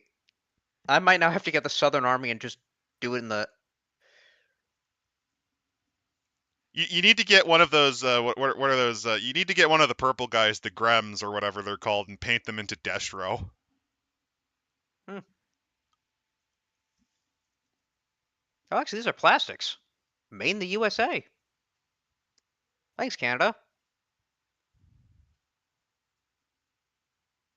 You've got the Fer-de-Lance. The You've got Fire the Dragon's Fire a very Dragon. fun little. It legitimately is arachnid because look, it has two It's an sections. arachnid mech. It's not even a quad mech. Or to be a I mean, sex mech. It is missing one last set of legs, but it is an insect mech. It would be what, a sex mech? It's a hexapod. Hex mech. Hex mech. Yep. And we've got the fleet of fixed-wing aircraft. The Quetzal, the Azrael, The the Bacchus, Azrael is the a Joe. literal Dodai bomber. It even has a place where you stand on top of it as a fucking mech. So you've got the That's the Gila. Dodai bomber. You've got the Green Mamba. The Heteroi is a bit of an odd duck of a machine. A, a humanist design adapted by the AST. Oh yeah, The it's a Hittite. hover vehicle. Someone mentioned that the reason. Oh yeah, Pagan Pilot mentioned that North and South have hover ships because the magnetic fields of Terra Nova are interesting. I don't know what that means. Yeah, My guess is it just means it's strong enough that you can use maglev for it. yeah. Oh, look, the Hydra, or as we like to call it, the Locust. I find it interesting that they decided to start naming them after random cultures like the Hittites, Huns. Hey, it is the Locust. You are right. He's throwing hands. Look at him. He's throwing jazz hands. I don't like this Hydra. I don't like this He's got Hydra. an. It's Smugora He's mocks me. he's even got an ECM suite. It's Smugora mocks me. We gotta blow it up. The Iguana, the Jaeger, or is that the Jagger? I think a couple of these are kind of repatterned. I will say that one of the problems are that because both of them employ the same kind of structural design, which does make sense, They look kind of the they're a same. little fucking samey. The King Cobra has some pretty ridiculous colors. Hey, look, another chicken walker, the Naga. Then uh, the Ostrogoth, the Para Iguana, the Para Jaeger. For Oh, those, these are Para paratrooper. Yeah, they're paratrooper units. Paratrooper, Basically, they go in on jump jets and to basically fuck your shit up in deep strike the Rattle, deployments. Sagittarius, Salamander. Then we've got the Samson, Sagittarius. Oh, that I always love my. Sorry, it's just those are always fun. the Stripped Down Jaeger. Which was made after they made the Stripped Down Hunter for the North. The silver scale kind of looks like a more with it Irby. Like it's hey, let's take an Irby and make it a little too mobile and lose some Yeah. of its authority and coolness. Snake Eye, And by Street coolness, I Viper, mean coolness via lameness. The the Titan, I Water think, is a Viper. modified. The Titan, I think, is a very modified Hold on, Russian wait. helicopter. The Water Viper. On a planet where most combat takes place on dry land, the Water Viper has a very niche market. Well, no shit. No shit. Yeah. It has silent running like the At guy, actually. Yep. Then we've got Peace River.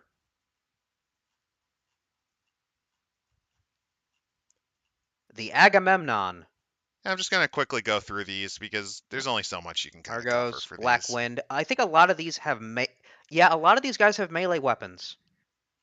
Makes sense because they are bandits essentially at this This is point. a bit more recognized. I think then the weapon type would help with the more recognizable style, It also as helps well that as they have a different designed ethos because notice that they have the mono eyes, but the way their heads are shaped are also different too. yeah, the paint scheme. Paint scheme also helps a lot. They very much favor reds, which I think is a good choice. Oh my god, the Mameluke is such a little fucking meme of a machine. Look at it. It looks like those Argentinian pyramid tanks that I showed once. Second ever live stream, which is just Oh off the wait, fucking cuff. airborne. No, did you not see Airborne deployment. It can be deployed via air. Well, yeah, it's basically an airborne tank. Well, airborne Fly. IFV. That's a great shitpost. Skirmisher, the Spartan.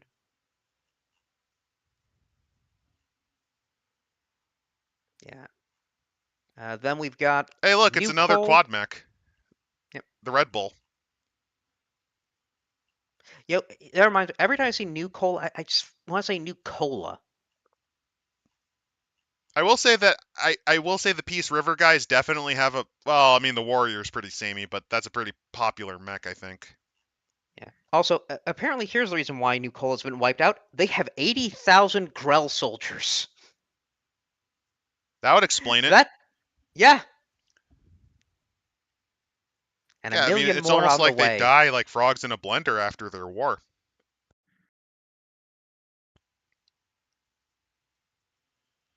And theirs primarily is the Chaucer. Chevalier. Oh, they're French. Chasseur. Oh God. Oh no. They're French. Oh man. Oh my. Fusilier, Hussar, Jaboa, I like how they're all Lancier. here's the worst part. A lot of these are named after French cavalrymen. I mean, it would make sense for mechs. I mean, Tech talked about last time that your True, that's why they were called mechs are kind Lancers. of based off. Yeah, Although I find it odd that the heavy tank is named Fusilier, yeah. which is the French term for rifleman. Well, that might explain their kind of tactics. Except for Heavy this mech. This is firepower. just named after a type of fucking mouse, the jerboa. It's based on a rodent. Like, it's named after a rodent. And then we have Black Talon. Just the name. The Dark Warrior, the Dark Why is this Hoplite. one, tirailleur is a term for rifleman? Why is this, like, this should be a tank? Voltigeur is a type of shock trooper. By the way, all of these were actually named after, like, units that were specifically codified either by the Sun King or by Napoleon, if you're curious. Play Napoleon Total War to find out more. Or play literally any historical miniature game that exists for that period. Also, Pagan Pilot indicates that the Peace River leans towards ECM and melee. Okay, that would explain why. So instead of just having their own mechs, a lot of the times what these guys do is just they have the dark versions. So you have normal cheetah and then there's dark cheetah. Then there's Uh, dark cobra. I think it might just have. The coyote I is don't a know if it's different. spear. No, the coyote's unique. I don't think I've seen this thing, which is pretty horrifying. So was this the SLDF Royal version? Possibly the dark hoplite. Actually, no, they are the clans. Look at the names for their variants. Omega, Delta, 2, Spectre dog 2 alpha new, upgrade. Alpha, Beta. They're clanners. Oh no. They're clanners. I can't escape them.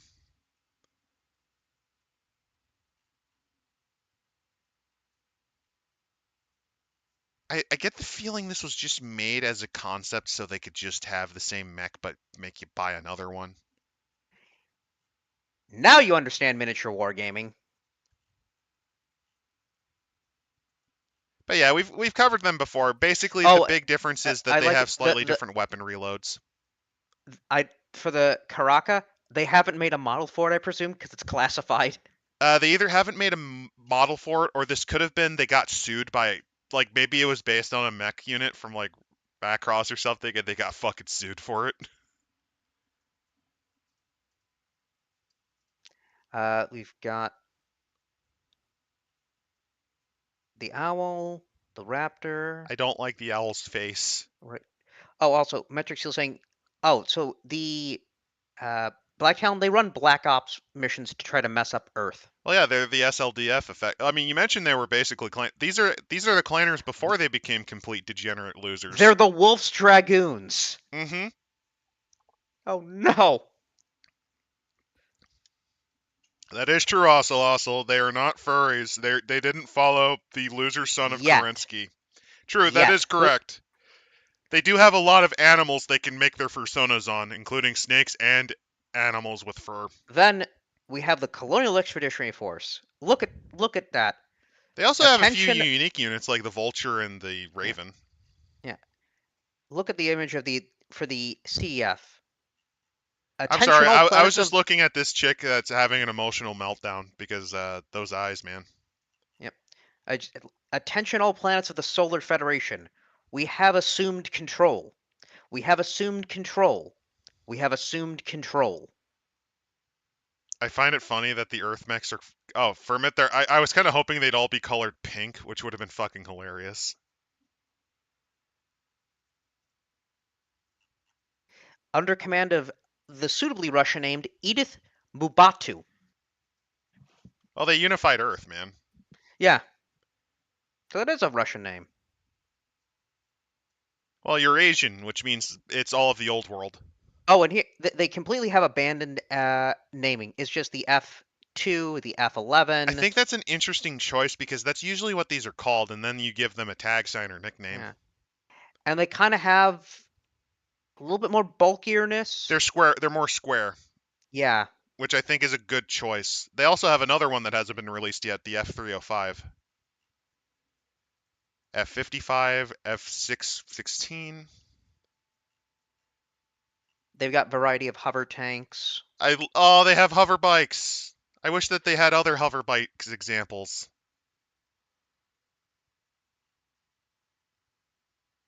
Yeah, look at this little doofy piece of shit. The H3CA. It's a little spotter for artillery. Then they go off and they'll have more Whoa, stuff. whoa. Sorry, I had an error on Adobe Acrobat for whatever reason. Yes, I use Adobe Acrobat, viewers. I don't know. So that was New Earth. They also have rules for then Caprice, Yeah, they have a lot which of stuff, man. what was it be? New Eden. They have What's entire the stuff for all this. Like, if you want Caprice, here's that. I I think we're getting close. Utopia? Caprice does have mostly spider mechs.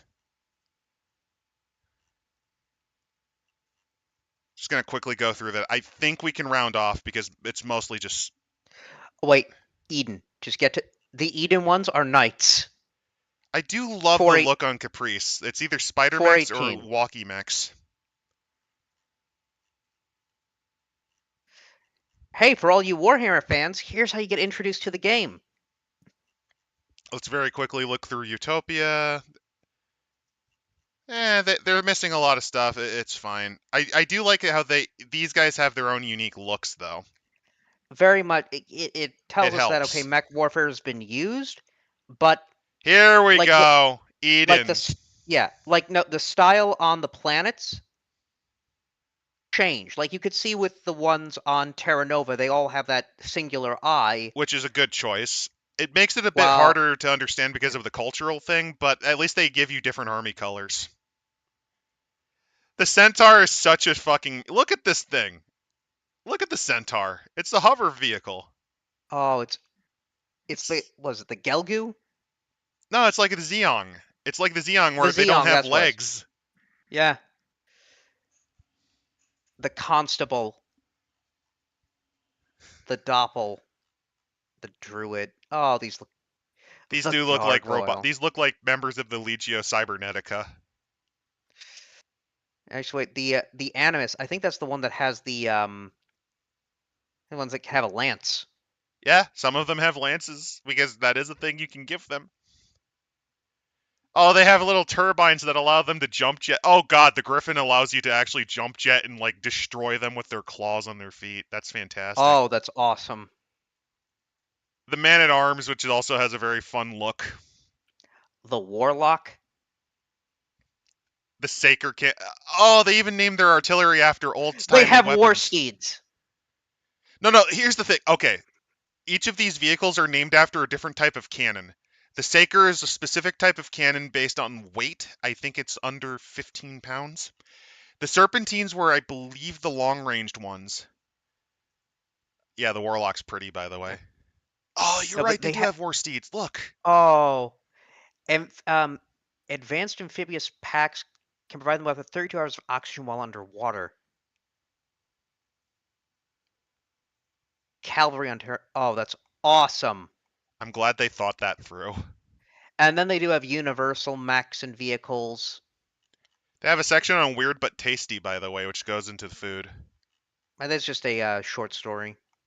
Yeah, and here's all the other vehicles. I'm just going You to get quickly go through little these. drones. You've got your industrial mechs as well. I love the industrial mech whenever they bring them in. And yeah, that seems to be it. Yeah, this is They all do the have vehicles. also have some. Oh, the stonemason's great because it's actual power armor. Oh, I love that choice. Yeah. The valence is very similar to the one that was used in Aliens. The difference is the hands are not claws like it was in. Where's it? I and think they have that one. Let me see. and they do give off creatures, which I don't Well, I really mean, need. you have to fight Godzilla at some point. Come on. Uh, Great dogs, spelled DAWGS. They have little They're ads for these they're giant dragons. vehicles. Oh, they have dirigibles. A Badlands floater. Hell yeah. We Oh, look at all Barsoom in these this shit. vehicles. By the way, here's Oh, here's one of the civilian gears. and They have that watercraft for the very few times you're gonna fight in the ocean. By the way, notice that they got rid of most of the water on Terra Nova because they know no one fucking buys the Navy games. I don't think they even have Navy game. There have been efforts to do that, but not often. And here's the creatures list. Look at all this fucking thought put into this. I mean, it's been around for 30 years. It's got its miniatures. It's got its setting. The fucking dogs.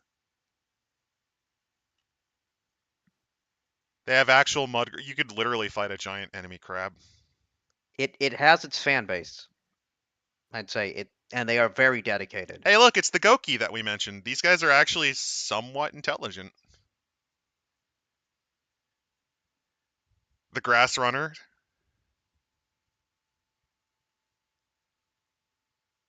Look at these guys. Genetically modified goats. I just look at all these critters that they have. There's a little bestiary. Aw. So yeah, I say with this game, while the rules seem to be confusing, I would see modification here and there, but that seems to be part of what the system's for. What I do think takes the cake is definitely the bestiary and the vehicle roster. There's clearly that's as a mech game, they've got your mechs, they've got your unique vehicles, your different versions, and all the details on the various weaponry that we all know and love. So I would say in terms of lore building, world setting, it's a mature setting. This is clearly the fourth edition. They've been working on this for like 30 years. You would kind of fucking hope that it was as developed and as advanced as you would want. I would say that this does an excellent job in getting you right into the settings concepts. It does it pretty well. I would say that there's a couple of rough spots that they still haven't edited out. And I'm not a big fan of the silhouette system. It's just not as efficient as West End games. But I'd say it's not the most intuitive. You're going to need a lot of relay cards, and honestly, they probably would benefit from having index cards for this shit. I would say as a minis game, it's probably pretty darn good. Good luck getting someone to play it, but you could definitely do it. As an RPG, I'm gonna rate it like a low decent. I don't like the silhouette system's weirder quirks. Like like the idea of just needing multiple successes was much simpler than just saying, "Oh, well, if you hit the success the first time, that adds a +1 to your net." Like it is not an efficient way to just tell you how to play. It is not. It is not as intuitive as just rolling a big fucking dice pool and then just counting your successes, right? I get why they did it, but I don't like it, and I don't really like how it handles experience growth. It also tends to make it a little too easy to argue. So I'm going to say it's like a little bit fucky, but once you get into it, I think it's a pretty solid game, and you would definitely have a good amount of fun. Especially since, hey, it has a lot of cool looking mechs. I did like pretty much every unit we've seen. Yeah, definitely very fun. I will say though that a big knock against it is more unintuitive than BattleTech, which that is not necessarily a good thing. Which, yeah, probably that's probably I can see now why it hasn't gotten a lot of mainstream recognition. The rules are a bit hard to crack through. Well, However, here's the the fucked lore up seems thing. to be. The earlier editions of this RPG are supposed to be even simpler.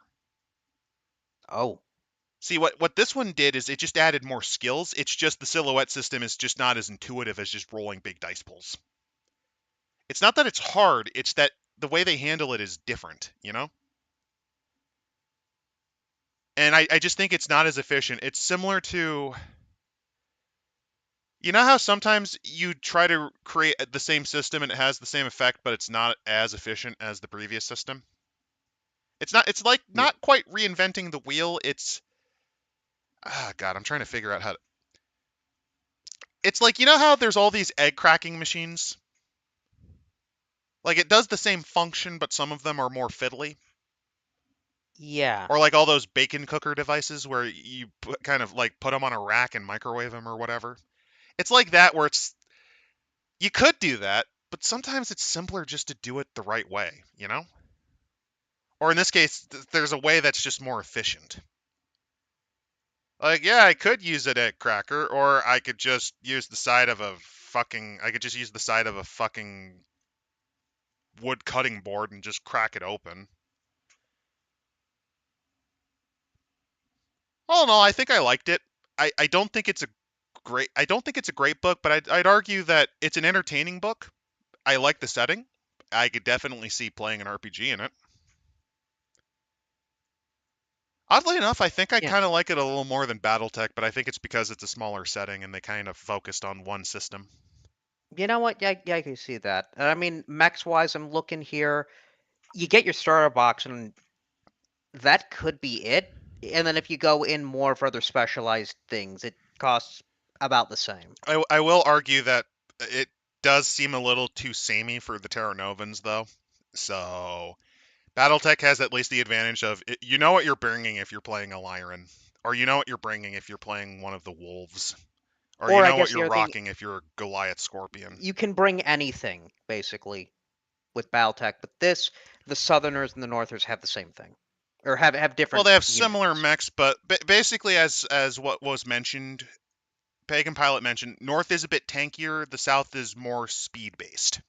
Hmm. They look the same, but they have slightly different functions.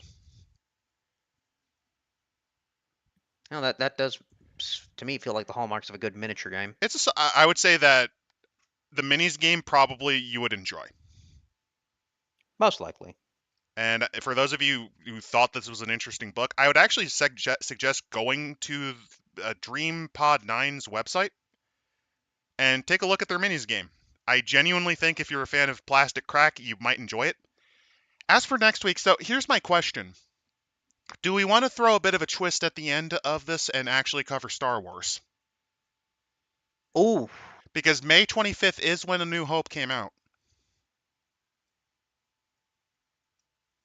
Or do you give want to me. wrap it with another mecha piece? Because I don't mind doing more mecha. I could think about that because I have been meaning to review the Bounty Hunter book I'm only bringing that for up Western Game. because, so here's the thing. This month If was it's interesting because both May 5th, which is the Disney company sponsored one, well, and the 25th both involved Star Wars. ooh, Well, May that 4th. May 4th, and then we also had the 25th, which is when The New Hope came out. we might have to do that. Then you know what we do? Well, I guess Mandalorian May, and then a Jovian Chronicle for June. Yeah, I could see that. I could see that we do the Bounty Hunter for May, and then we finish off Mecha May by having a thing in June. Yeah, I think that would work. It makes total sense to have a June piece in a Mega Man. Yeah, I think it'll be fine. So next week we'll cover Bounty Hunters, I think. And All then right. after that, Jovian Chronicles, because, hey, this came out pretty well. Have a good night, everyone. Night.